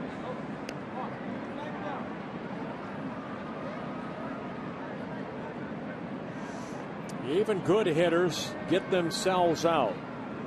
So make a good pitch right here. Maybe Markakis will hit it at somebody. There he off the glove of Plouffe. And there'll be runners at first and second. That ball scorched, but had Plouffe fielded it, it would have been that elusive ground ball double play. Yeah, again, it looked like he tried to play it off to the side right there, maybe trying to turn the double play too quickly. We'll see how they rule it, but the ball hit sharply and looked like Plouffe had the ball right there, and it just got away from him. Taylor made double play if he could have got that ball in his glove.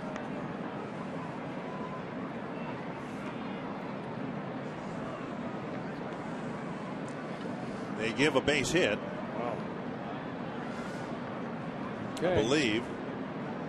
At any rate, first and second, nobody out, and now Worley goes upstairs to get a swinging strike on Jones.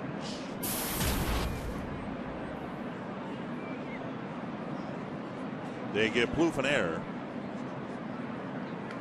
I think that's the correct I call do too. right there. I mean, it was hit right at. He didn't have to move his feet at all. Right. One strike to Jones. A single and a comebacker to the mound. Fouled back, 2 strikes. And Worley's trying to get a punch out here, but he's left a couple of pitches up in a dangerous spot. Dick, here. this is a spot too. As a pitcher, you want to bear down, because when somebody makes an error behind you, you know that play yesterday that Arcia misjudged out in right field. It's up to Pelfrey to bear down and pick your team up, and that's what Worley needs to do right here. Looks like he's left 2 pitches right over the heart of the plate to Jones and gotten away with them. 2 strikes. Got him looking. Another fastball, and he singed the outside corner, one away. It's one out right there. You still need two more. But Worley picking up his first strikeout. And I think Jones looking for something else. And a strikeout victim. And now Chris Davis, who's been a very tough out for the Twins this year and in this series. Here we go. RBI single in the first. It took a tremendous catch by Parmalee to take a double away from him last time up. Flipped foul over the Oriole dugout. This guy ever hit the ball on the ground? I believe he's hit only into one double play. I looked at that yesterday. I was hoping for a double play, but he kept hitting doubles. Got the double got part. The double, but yeah, forgot the play.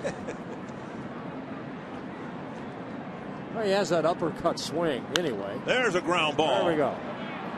Bobbled by Dozier. They get the out, and both runners move up. I don't think they would have gotten two anyway. They were unable to get the lead runner. Second and third now, two away. That's a nice play by Dozier. To not panic? Yeah, not panic. Stay with it. Here's the Sanford Health injury report. Joel Hanrahan had the flexor tendon, muscle tendon, torn from his elbow. Now the ulnar collateral ligament. They don't know about that yet, but they're going to go in and have surgery. The bottom line is he's done for the year. Red Sox ended up not getting much from Hanrahan. He's a free agent after this year, and he may have the more extensive Tommy John surgery to be done as well. He started the season as the closer, and then he got hurt, and then Andrew Bailey, who's also on a disabled list, ended up being the closer. So the Red Sox are looking for a closer. Intentional walk to Matt Wieters. That'll fill him up for J.J. Hardy, who has a fly ball and a single. So Worley, who's approaching 100 pitches thrown on the night, has a tough spot here with the bases loaded and two out. Twins have just scored him 4 runs, given him a lead.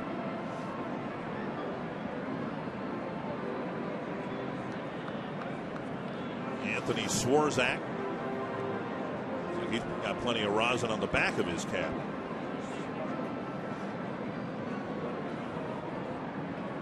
Wasn't the quick 1-2-3 inning that Worley and the Twins were hoping for, but if you can put a 0 up, right, you can at least keep the Twins in the lead here.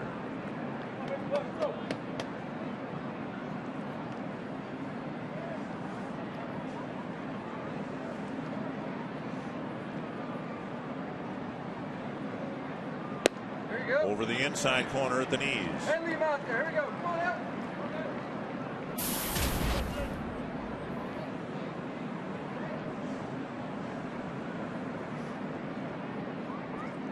One strike to Hardy. In the middle of the plate, deep to right field. Parmalee back. Makes the catch. Worley might have gotten away with another one there, but it's the end of the inning, and the Orioles leave the bases full.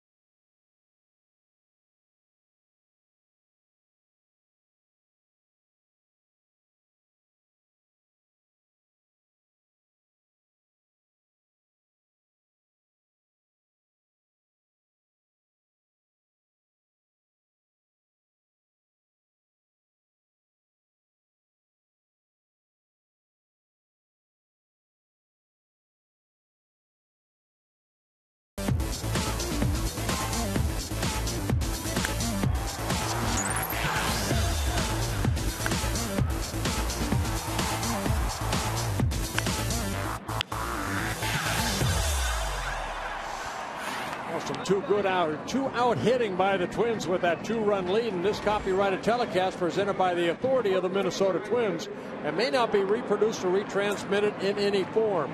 And the accounts and descriptions of this game may not be disseminated without the express written consent of the Minnesota Twins. Twins batted around in the 4th inning and knocked Steve Johnson out of the game, and now lefty Troy Patton comes into the game. Yeah, Patton making his 15th relief appearance, 2.57 ERA, 14 innings pitched, 12 hits allowed, 1 home run, 8 walks with 6 strikeouts. Parmalee leading off the 5th, led off the 4th, and Johnson probably should have known after his pitch to Parmalee it was not going to be a good inning for him. Remember the Johnson curveball, and Parmalee hit it right off the end of the bat, a little spinner up the third baseline. Went for a leadoff single, and by inning's end, the Twins had 4 runs. 2-1. Well, you see Patton's delivery, kind of a sidearm slinger. A pretty good fastball, big breaking ball. Patton in his 4th season with the Orioles. Driven to left, and McLeod running to the corner makes a nice running catch, 1 away. Parmalee hit the ball hard for the first out. Yeah, Patton originally came to the big leagues with the Astros, but do you see the delivery as a left-handed hitter? That ball's kind of coming at you at a different angle. And Parmalee went with that pitch and hit it sharply, but McLeod ran it down for the first out. So 1 down, and here's Arcia, 0 for 2 in the ball game, bringing an 8-game hitting streak into the game. With the key hitters out, regular hitters, Willingham, Florimone, Hicks, all nursing what's hoped to be minor injuries. There was some thought given to Arcia moving up to the middle part of the batting order. They tossed it around in the coach's room and decided, now he's doing fine where he is. Why put more pressure on him? Oh, there's that comfort zone. You know, he's doing very well hitting in the lower part of the lineup. Fly ball to center, and Jones retreats a few steps. Patton gets a couple of quick outs here in the 5th. And that'll bring up Wilkin Ramirez.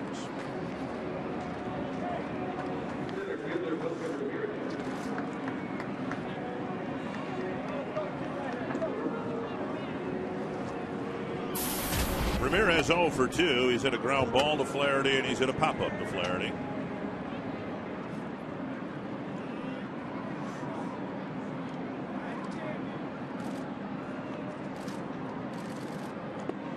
Swings over the top of the breaking ball. Ramirez with 1 major league home run, but it came back in 2009 with the Tigers. Yeah, that was when he made his major league debut. Hit a home run against Matt Harrison of the Rangers. Foul down the right field line, back into the seats, 2 strikes. Now, last year, principally at Rochester, 370 at bats, 15 home runs, so the power is there. Yeah, he's played 10 years in the minor leagues, Dick. He's had 130 minor league home runs, so you're right. The power is there. It's just a matter of getting that right pitch. Tapper left side. Hardy picks it up and fires across to Davis. And Patton has a quick 1, 2, 3, 5th inning.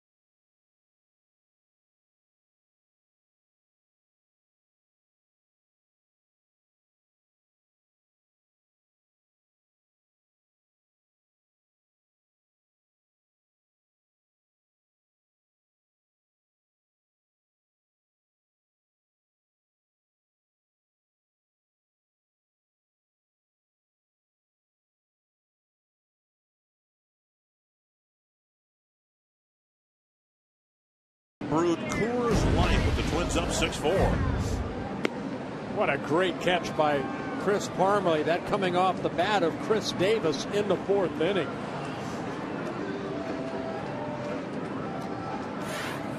That probably, I mean, definitely saved a run because the next hitter was Matt Wieters and he hit the home run. Right. Ryan Flaherty, Nolan Reimold, and Nate McLouth, and Vance Worley hopes to retire them in order to complete 6 innings, starting this inning with 96 pitches. Flaherty single and 2 trips. Singled sharply to right his last time up. Swing and a miss. Well, if I said it in a pregame or our open, this is the point. You know, middle of May now, you know, everybody's getting 7-8 starts. This is where you can start stretching some starters out a little bit right here. There's nothing wrong with throwing 110, 115 pitches. Nice changeup look like for a called strike 2. Then there is this. We mentioned there's 5 games before the next off day. Worley's next start would be Friday. Don't snicker over there. A check swing. That's and a it foul hit the ball. bat. No. They're going to award him first base. Joe Mauer's going to question that right there. It sounded like it hit the bat. Here comes Ron Gardenhire. He's going to question it Yes. too. Sounded like wood from here. This has got a wooden arm. Pitch inside on Flaherty. Well, hit the knob of the bat. We've had that call a couple of times just in the last 2 weeks. That hit the knob of the bat. Well, a lot of hitters will, you know, put that hand over the knob, and that's where it probably got him, right underneath that that hand, even though it hit his hand and the knob. Gary Darling made the call. A couple weeks ago, Carlos Gomez of the Brewers faked his way to first base on a ball that clearly hit the knob of the bat. Where was it in Boston? We had the Twins Red Sox game had that. Anyway, here's Reimold with a runner at first, nobody out. And Worley has to work out of the stretch again. Mauer to the mound.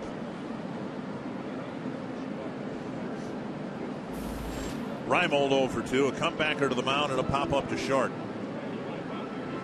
Worley frustrated. He got ahead of the batter and then came up and in. Flaherty ends up at first base.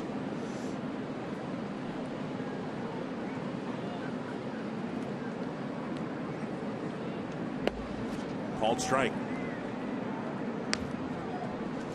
Most pitches Worley has thrown in a ball game is that 7-inning outing against the Chicago White Sox. He threw 104 pitches. Got a no decision. Twins ended up winning that ball game in 10 innings, 2-1. Missing the inside corner. 1-1.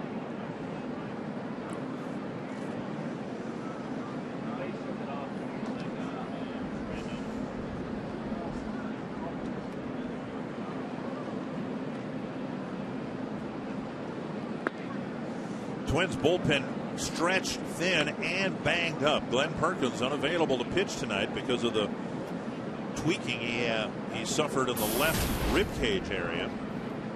Remember a couple of years ago he missed substantial time tweaking the right rib cage area.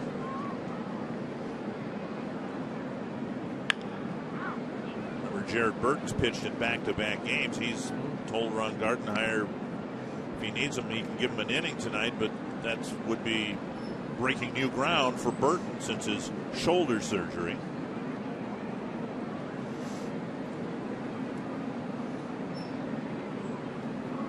All of that contributing to the importance, with Fiend and Dunsing warming up, the importance of Worley completing this 6th inning. 2-2. Ooh. Worley thought he got third strike in there, but now it's 3-2. Take a look at this. See the tilt on this pitch. What? Wow. Okay. Full count. Keep an eye on Flaherty for you.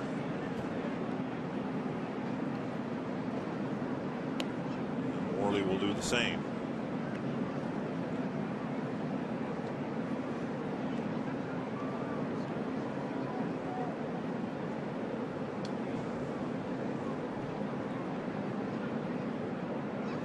3-2 to Reimold. Runner stays put. Bounce through the hole to left, a base hit. So first and second, nobody out, and Worley, who left the bases full in the 5th, has immediate trouble here in the 6th. And Nate McLouth to the plate.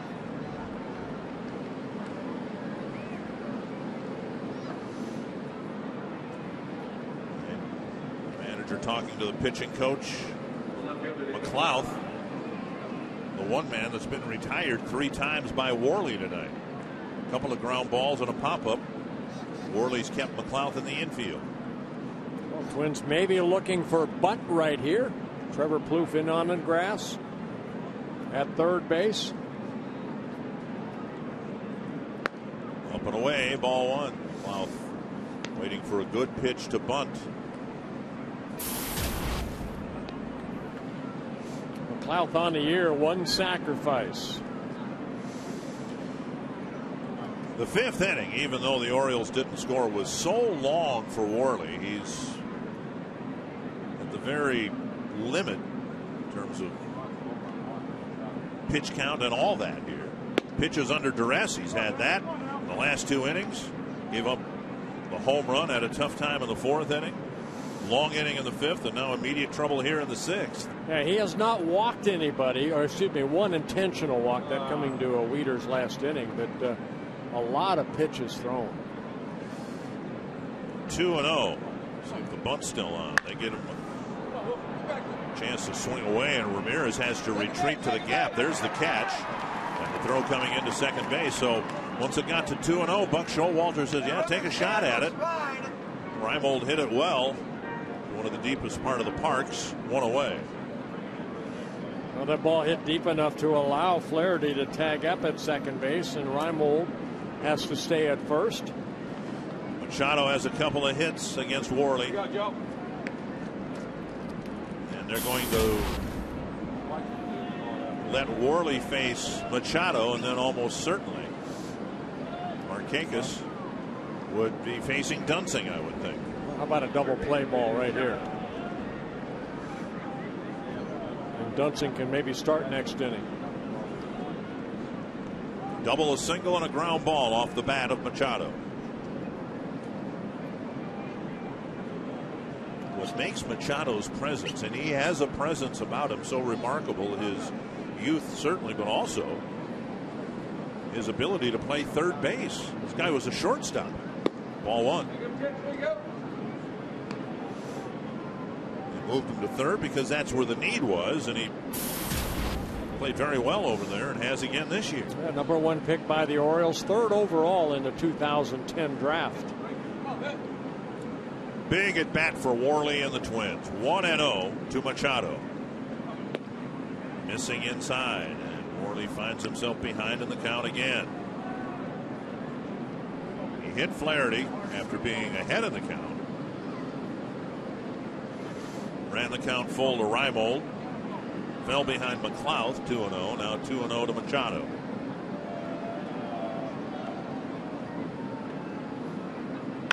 Up the middle and through for a hit. Flaherty will score. And the tying run at second. It's Machado again picking up another RBI. It's his 24th of the year. And Ron Gardenhire has to come out and bring in Brian Dunsing. Worley can't complete 7. In fact, he can't complete 6. Running on fumes here in the middle innings. And he'll come out with the tying run at second and 1 out.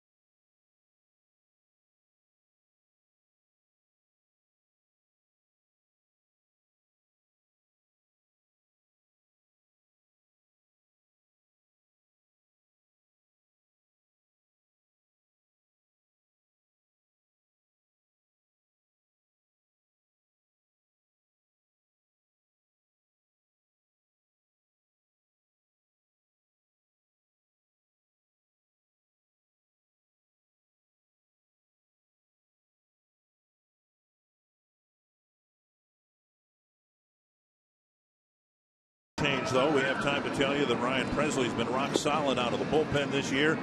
That has not stopped him from having to carry the infamous pink backpack as part of a rookie hazing. Read Tyler Mason's story on his journey to the big leagues at FoxSportsNorth.com. Well, Brian Dunsing coming in with a couple runners on and one out. Brian Dunsing was not used last night because he pitched 3 times in that 4-game series in Boston. He pitched Wednesday and Thursday. His last outing on Thursday worked an inning and 2/3. Threw 21 pitches, 11 for strikes in the 5-3 Twins win. This matchup with Markakis favorable for the Twins because as productive as Markakis has been against Worley, he's just 1 for 7 against Dunsing.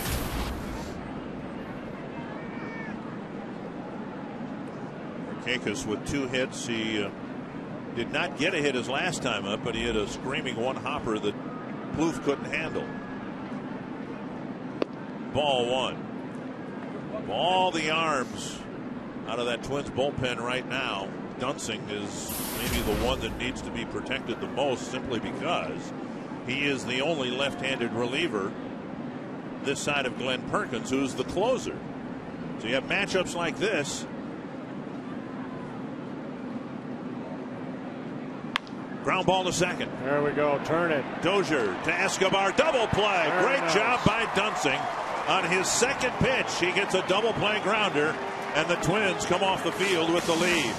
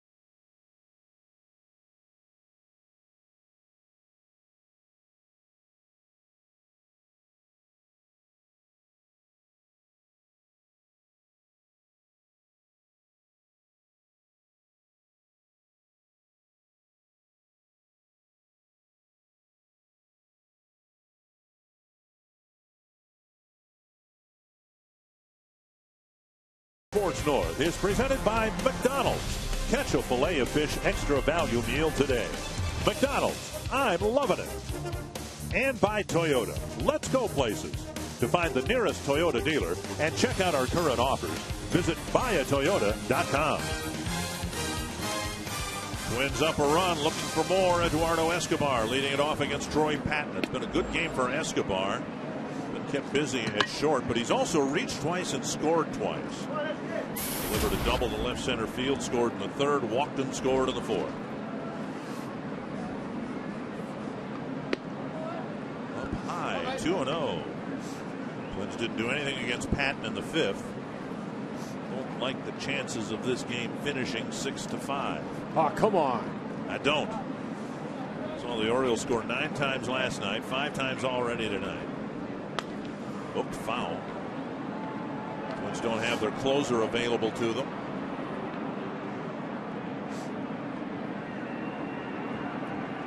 Escobar as a switch hitter, 5 hits and 13 at bats as a right-handed hitter. Hitting at .385.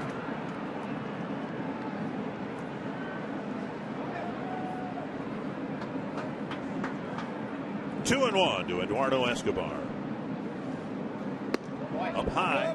Dozier will hit next.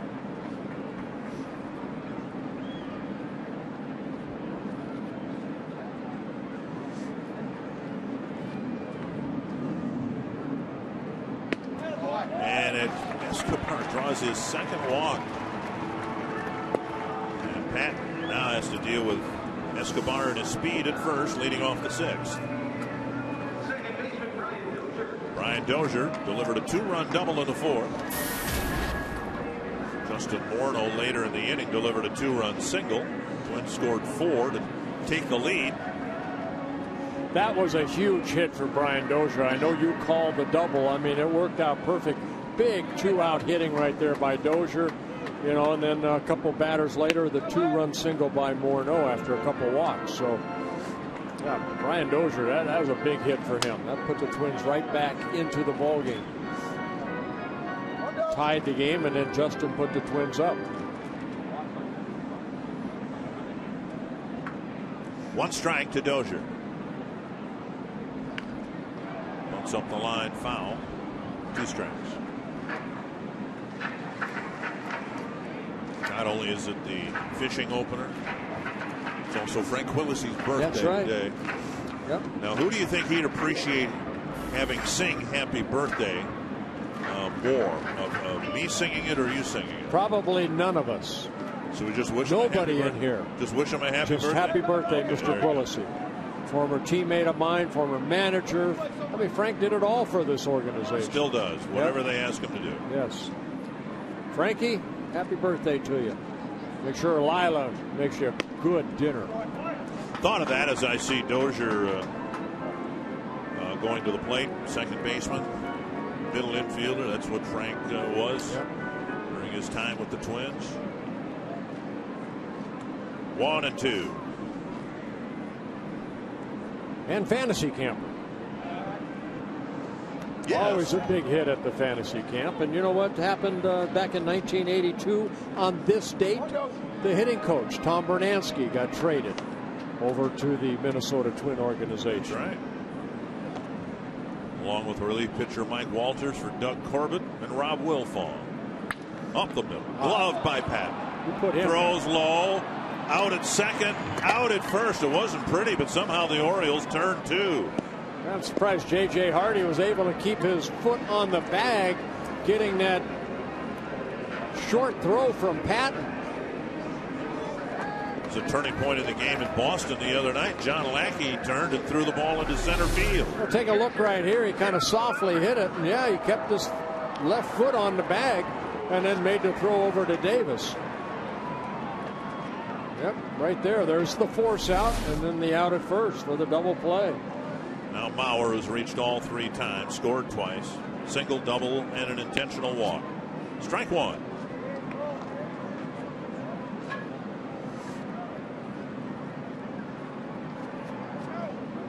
Twins were given a walk by Patton. Last night it was McFarland who came out of the Baltimore pen and shut down the Twins' bats. Mauer rifles it into left field, and another hit. His 3rd of the ball game. This man is red hot, Joe Mauer. But as we mentioned a few times in Boston, there aren't any cheap ones. I mean, he's scalding the ball every time up. Yeah, 10-game hitting streak now where he has 18 hits in 41 at-bats with the intentional walk in the 4th inning. That sets up Doman. Inside, ball 1.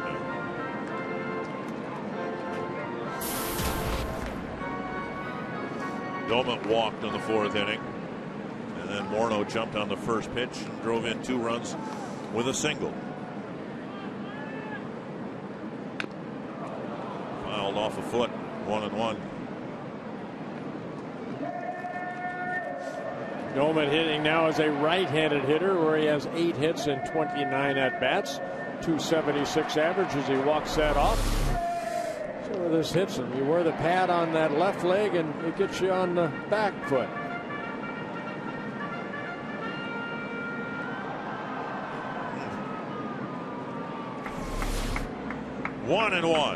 to Ryan Doman.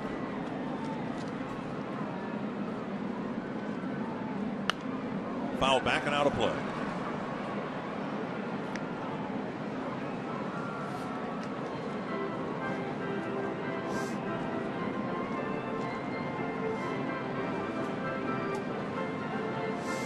Doman's 2 home runs this year against left-handed pitchers, both of them coming at Fenway Park as a left-handed hitter. There it goes. There you go. See? There it goes. First one is a right-handed hitter. A long home run to left. And the Twins get a big 2-run jolt from Ryan Doman. And he can take his time going around the bases with that sore right foot. That's a big home run right there by Doman, his 3rd of the year. I think what you saw on that road trip is Ryan Doman starting to find that swing. Good solid swing, ball out over the plate, and pulls that ball into the second deck here at Target Field. He's strong. Good 2-out hitting by Mauer. Doman knocks him in with the 2-run home run. 8-5. And a big swing by Morneau. First Twin home run of the series. The Orioles have one.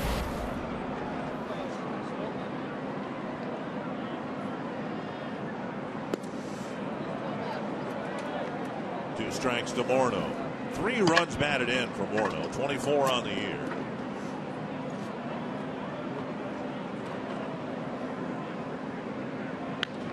Rolled to the right side. Flaherty. Safe at first. Morneau gets, what do you call it, an infield hit or an outfield hit? Mid-outfield hit. His 3rd single of the game.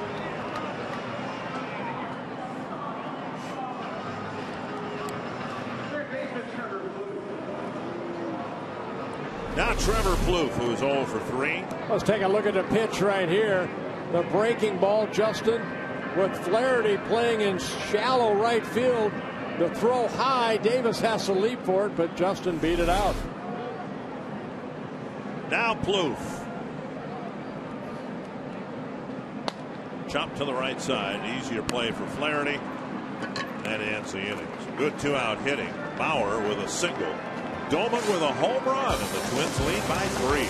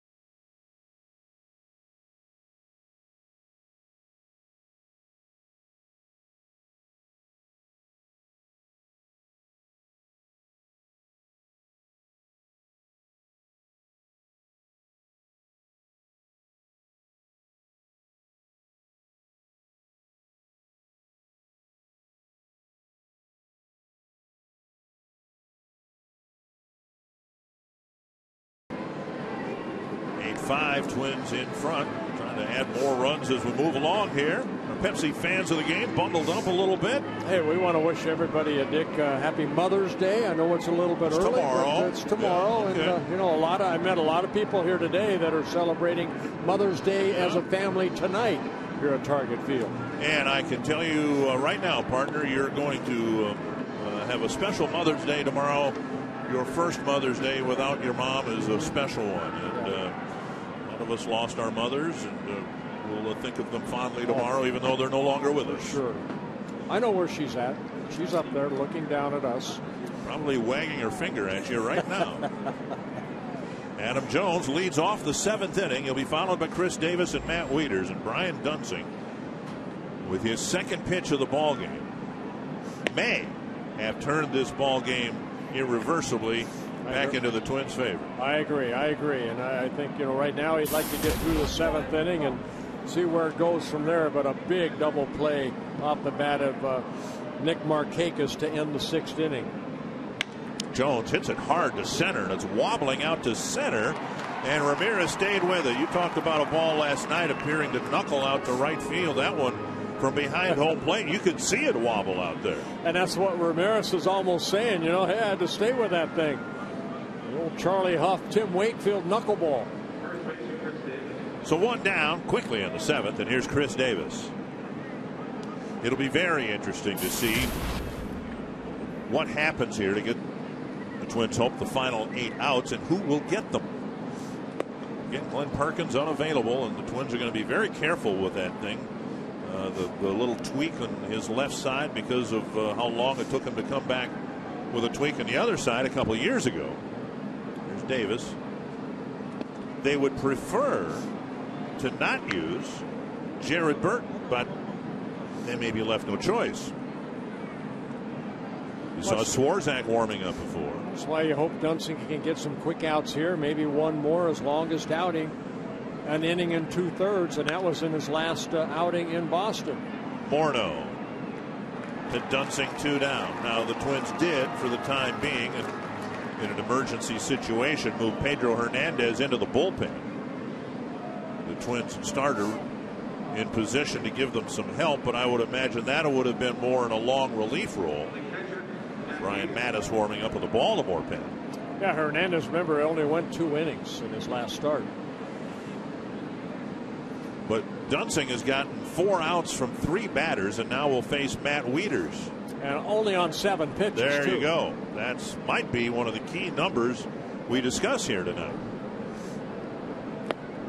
Getting ahead of Wieters, strike 1. Wieters a solo home run in that 4th inning, his 5th home run of the year, that coming off of starter Vance Worley.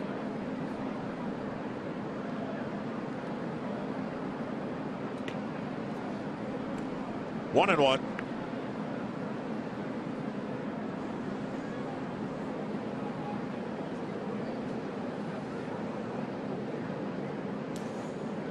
Dunsing in his 5th season with the Twins.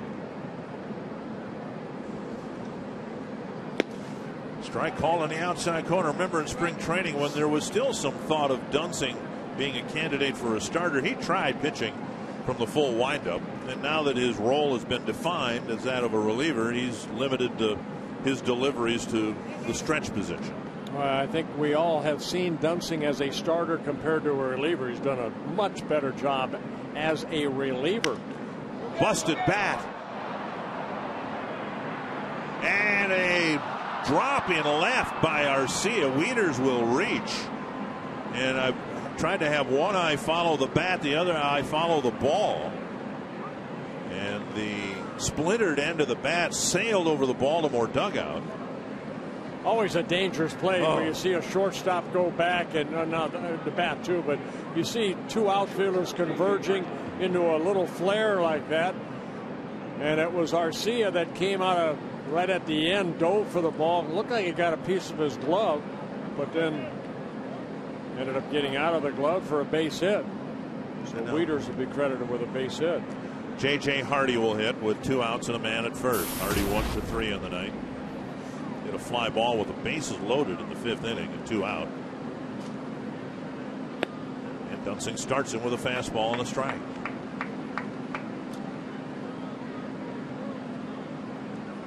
Asked Terry Ryan the other day about another candidate to help out from the left side in the bullpen. Rafael Perez, basically saying nothing is imminent. He still needs to improve his strength He's coming off that surgery. And get his velocity back. He's not throwing hard enough now to contribute up here. 1-1.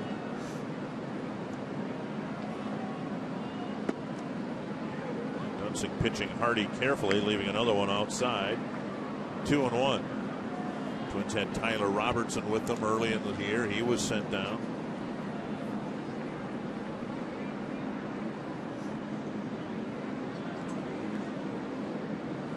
Two and one.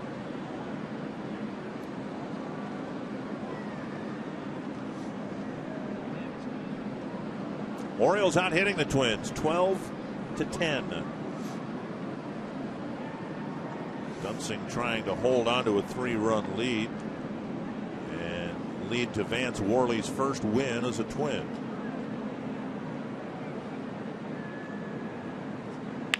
Scalded, foul. Fan got hit by the ball down the left field line. Hope everybody's all right down there. 2-2.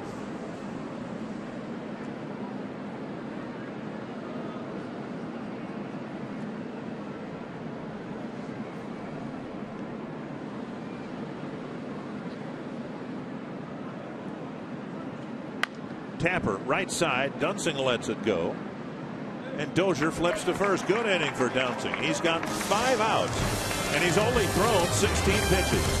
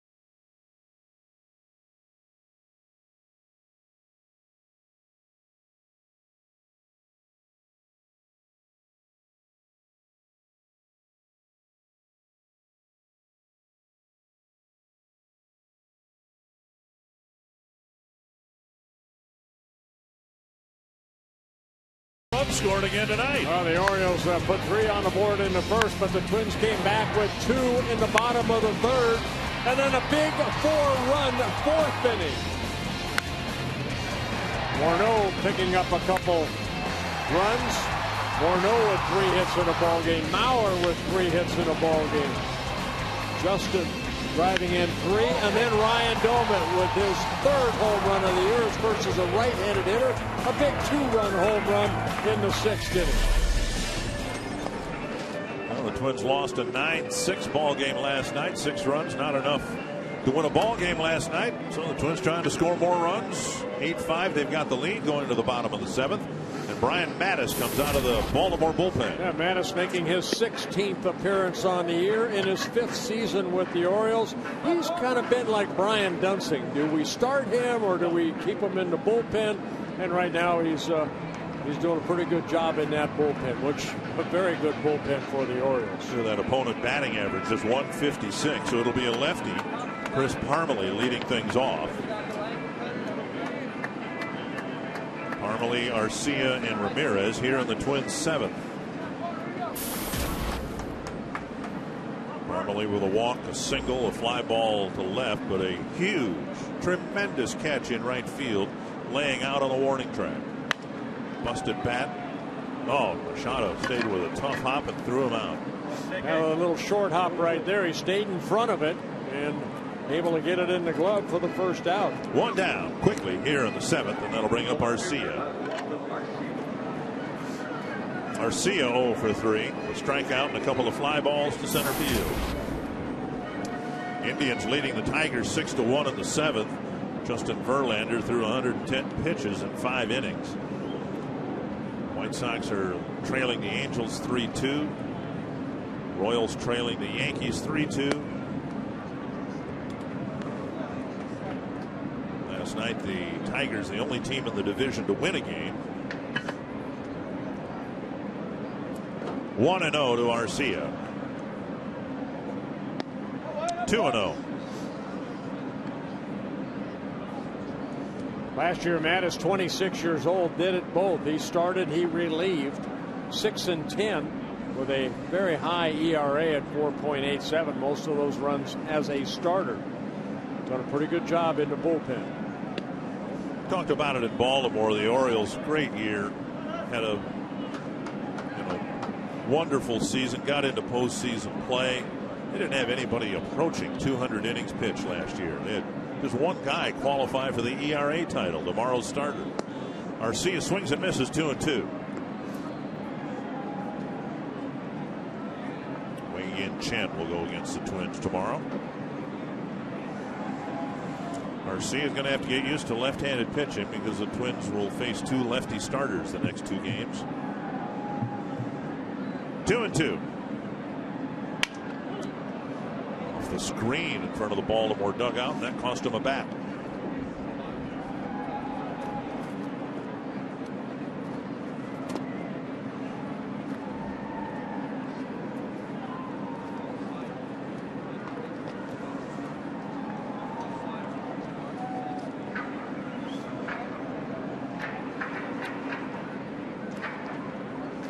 Trying to move back above the 500 mark. Put themselves in position to win another series against the Orioles tomorrow.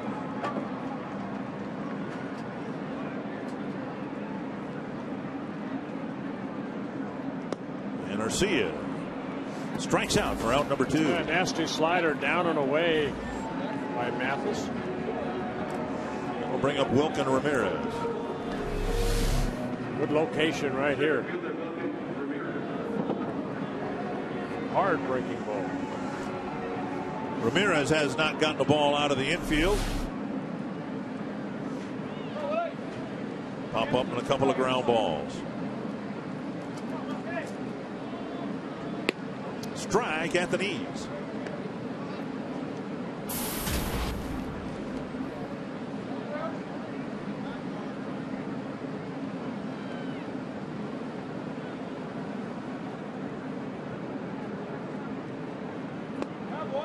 One and one.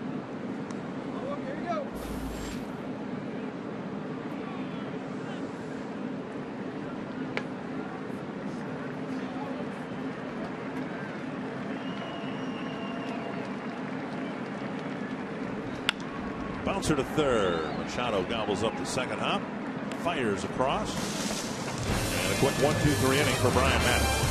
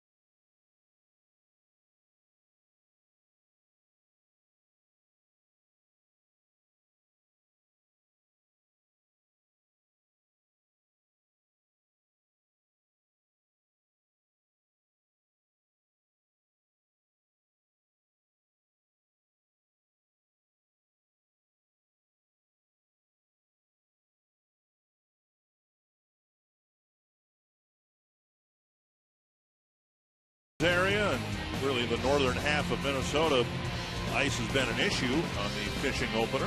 Think the fish are hiding underneath there? If I knew where they were, I wouldn't be here. I'd be where the fish are. We've retold the story on these little vignettes we're doing here. My favorite story in the fishing opener was the fishing opener right after Scott Erickson's no-hitter, when one of the local TV stations replayed the no-hitter, and I walked into a restaurant full or bar full of fishermen who thought they were watching the second straight no-hitter. They didn't realize it was a replay. Should have bet him. Exactly. Alexi Casilla will lead off against Brian Dunsing, hitting for Flaherty here in the 8th inning. 6 outs to go and a 3-run lead.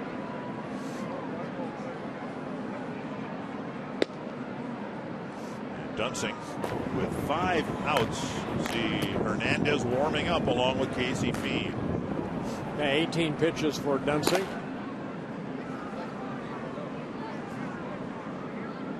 Checked his swing. I think he went. No, says first base umpire Marvin Hudson. So Casilla up there with a 2-ball count, leading off the 8th inning. Yeah, Casilla started second base last night, picked up a couple hits. 2-1.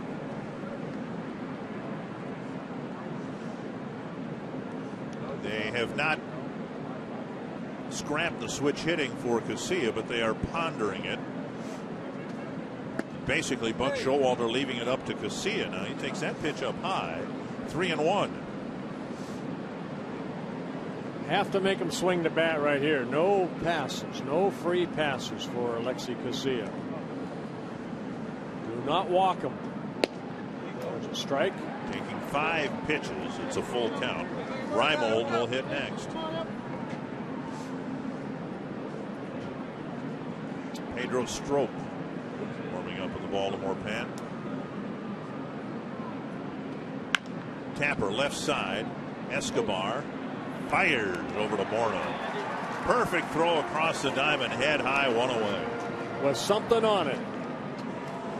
That'll bring up Reimold, and it will bring Ron Gardenhire out of the dugout. Dunsing looks like he's going to get 2 innings worth in. And you just couldn't ask Dunsing under these circumstances to do any better job than he did. I know there's save situations in the 9th inning, but he may have saved it in the 6th inning.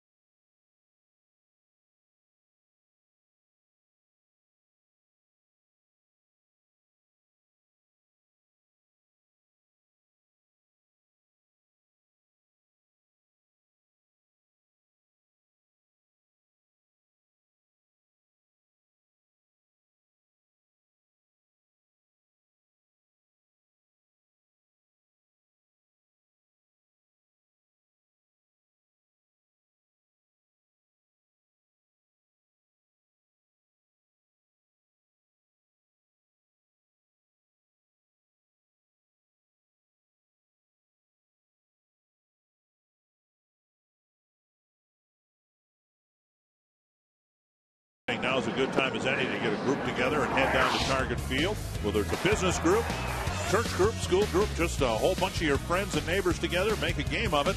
Visit twinsbaseball.com/groups or call 833-TWINS to get a great deal on group tickets today. You know, baseball's so worried about that 100 pitch count of starters. You know, they go 5-6 innings. But what about these relievers that have to go night after night? Casey Fiend last night, 25 pitches in an inning and 2/3. He pitched great baseball, but here he finds himself out there again. Twins trying to quilt this ending of the game together. Reimold with 1 out and the base is empty. A couple of weeks ago, Ron Gardenhire was asking about Casey Fiend, and he used the term rubber arm. Yeah. And especially in this day and age, if you've got one, you're invaluable to a team. Now, I had to look it up because it seems like Casey Fiend has thrown 25 innings. It's only been 15 innings this year, but this is his 17th game already.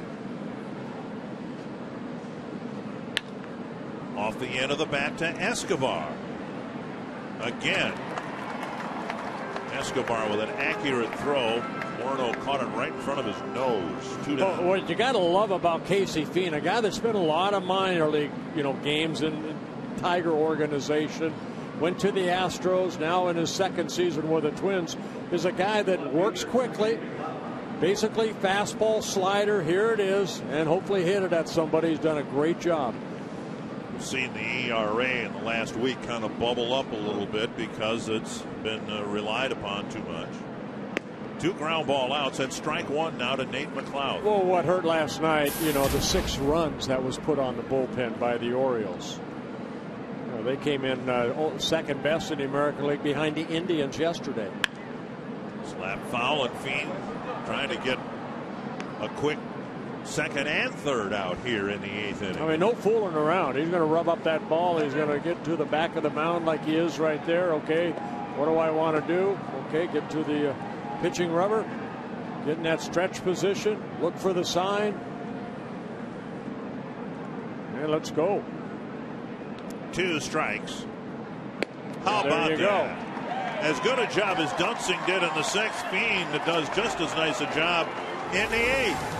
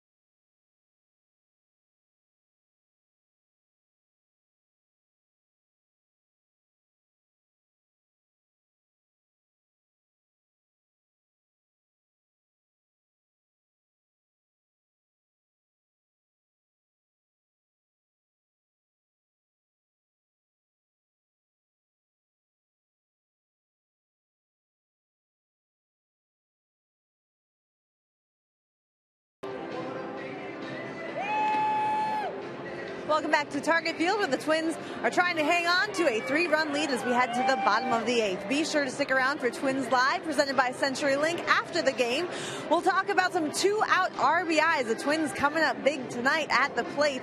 Also, Vance Worley's looking for his first win, and the Twins bullpen doing everything they can to try to get it for him. We'll also hear from Ron Gardenhire, as always. So, guys, stick around for Twins Live. All right, thank you very much, Jamie. Twins looking to add on here. We don't know, frankly, who's going to be asked to get some outs in the 9th inning. Pedro Strop will pitch the bottom of the 8th for Baltimore. The Twins trying to take it out of a save situation. Yeah, Strop in his 3rd season with the Orioles came up with the Rangers in 2010, a converted everyday player turned pitcher. back in 2005 out of the Dominican Republic. Hard throwing right-hander. Good fastball, hard slider. Are his two main pitches. He'll add in a split finger, too. Escobar's reached all 3 times. Strike 1. Fastball at 94, clocked here at Target Field. Escobar with a lead-off double in the 3rd inning. The Twins scored a couple of runs to get back into the game. They were down quickly 3-0. In fact, before they even came to the plate, they were down 3-0. Escobar swings and misses 0-2. Then a walk and a run scored in the 4th and another walk in the 6th. Escobar made an error the other night in Boston, but it was just a unlikely error. He had an easy play. He just dropped the ball out of his glove. But I really enjoy watching him throw. And if I was a first baseman, I'd really enjoy it. Every throw he makes, whether it's from short or third, I mean, it's right head or chest high, right on target. It's one thing to have arm strength. I think what we've seen from him is incredible arm accuracy. But you know what, just being around him too, you can see a young man that enjoys being at the ballpark. Yeah. You know, he just takes every game in like he's a tourist almost. Just 24 years old from Venezuela, but he takes a call 3rd strike there for the first out here in the bottom of the 8th. That'll bring up Dozier. 1 for 4, but a big one it was in the 4th inning. 2-run double that tied the game. Twins took the lead. They hoped for good. A couple of plate appearances later when Morneau singled in 2 more.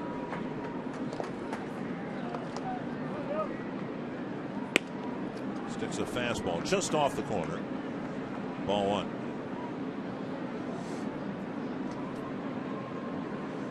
ERA a little high for Strop. Always tough, you know, to see the ERA could have one bad inning as a reliever, and that ERA jumps up there.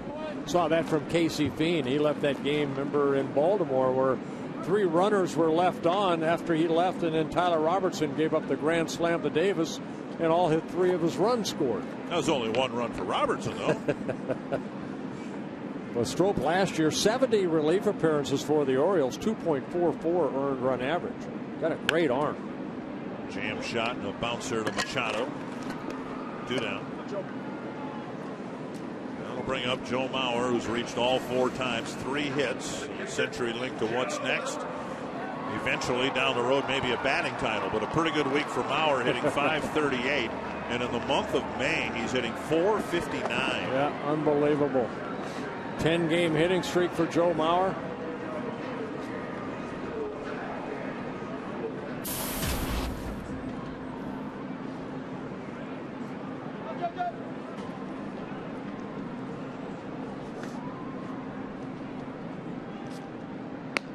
Fastball taken high, ball 1.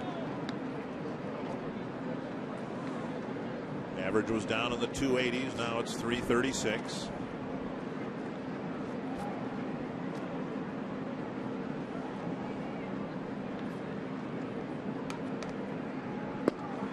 What they say about water, it seeks its own level. So does Mauer's batting average. There's Burton.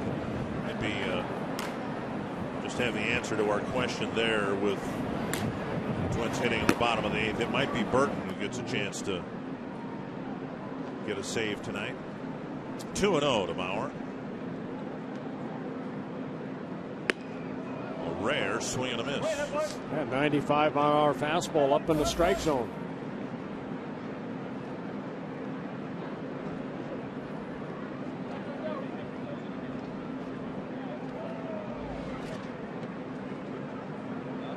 Two and 1.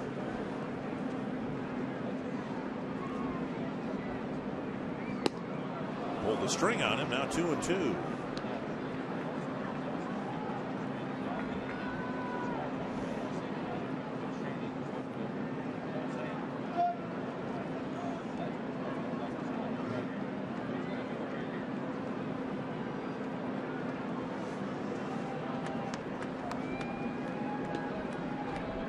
Two and 2 to the Twins catcher. Got him. So Strop Pitches a quick bottom of the 8th. A couple of strikeouts in a 1-2-3 inning.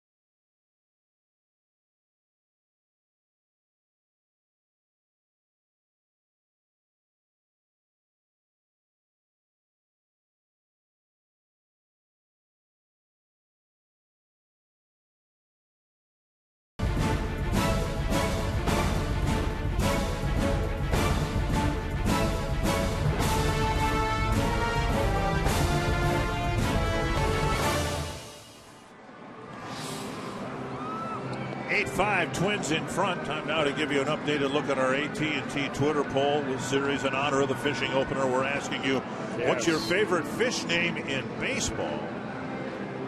And we'll continue through the series finale on tomorrow. Still time for you if you want to write in Sid Bream. You can. No, you can't actually. Go Catfish Hunter. Well, Jared Burton, for the first time in a long time, going back-to-back appearances. He worked Thursday in Boston, one shutout inning. And then last night he worked the 9th inning, a shutout inning. Took the game into extra innings. Threw 14 pitches, 8 for strikes. Now he does have 5 saves in his career, all of them coming last year for the Twins. Jared Burton was used 4 times in the month of April. This is his 7th appearance already in the month of May, and for the first time since becoming a Twin, since his shoulder surgery, he's pitching 3 consecutive days. Machado, Markakis, and Jones to face Burton here in the 9th. First pitch over for a strike.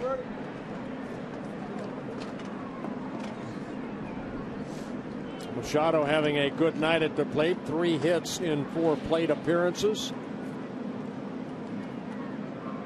Driven in a run. Good changeup there. Start him off with the slider, then the changeup.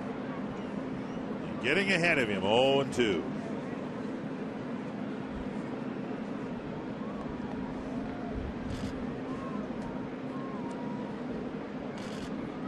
In the dirt, 1-2. Game stays this way. Vance Worley looking for his first win as a Minnesota Twin. Lauer had a tough bounce on that pitch in the dirt. Mariano Rivera saved it for the Yankees. They beat the Royals 3-2.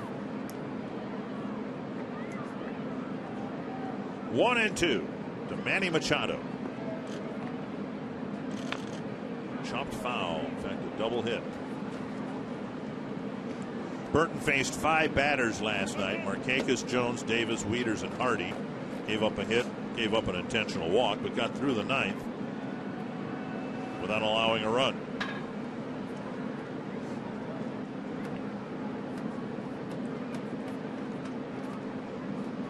Burton again on 1-2 and steps off the rubber.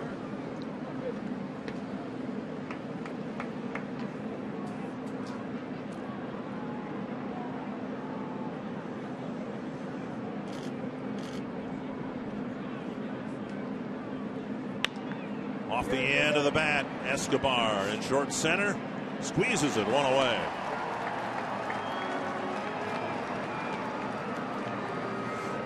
So one down, and that'll bring up Markakis, who bounced out to second base against Burton last night in the ninth inning. When Burton came into the game in the ninth last night, it was as if he were used as a closer would be in a tie game on the road. You wouldn't have a save situation anymore, and Burton came in and did his job pitching the scoreless ninth. And again, threw only 14 pitches in the 5 batters he faced. It's ahead of Markakis, strike one. By doing that right there. Get ahead.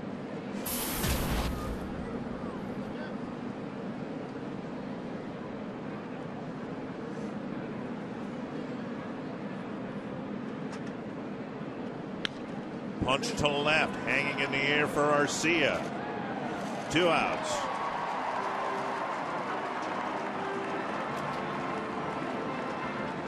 Burton doing a great job keeping the ball off the barrel of the bat here. 2 away, and it'll be left to Adam Jones, who singled against Burton last night.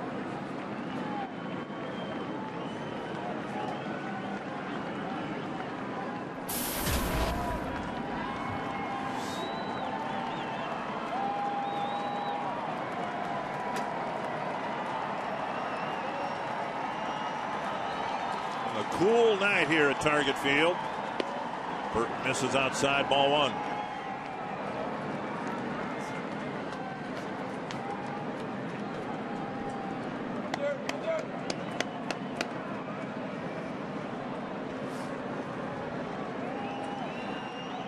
Swing and a miss at the slider. Just over 32,000 fans here tonight, most of them on their feet.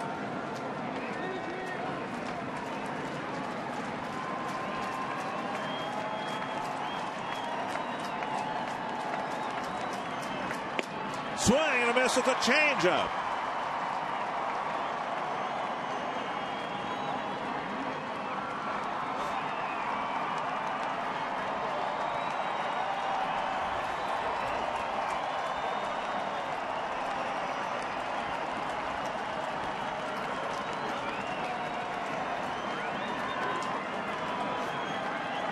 One and 2 to Jones. Got him. Jared Burton gets a save. The Twins even the series. Last night the Twins scored early. The Orioles came back. Tonight the Orioles score quickly, and the Twins come back. Well, Vance Worley picked up his first win in a Twins uniform, but I think he has about 3 guys in that bullpen he can thank, especially Brian Dunsey. Casey Fiend came in, did a good job. Jared Burton picking up his first save and the 9th save for the Twins overall. Well, the Twins 3-2 against the Orioles, and Tom Hanneman tomorrow they'll try to pick up their 2nd series win against a good Baltimore team. And their bullpen here tonight with the 8-5 win over the Orioles. We'll break it all down on Twins Live. Talk about the Twins most effective with 2 outs tonight. And we'll discuss a terrific job by the bullpen as well. Twins Live coming up next.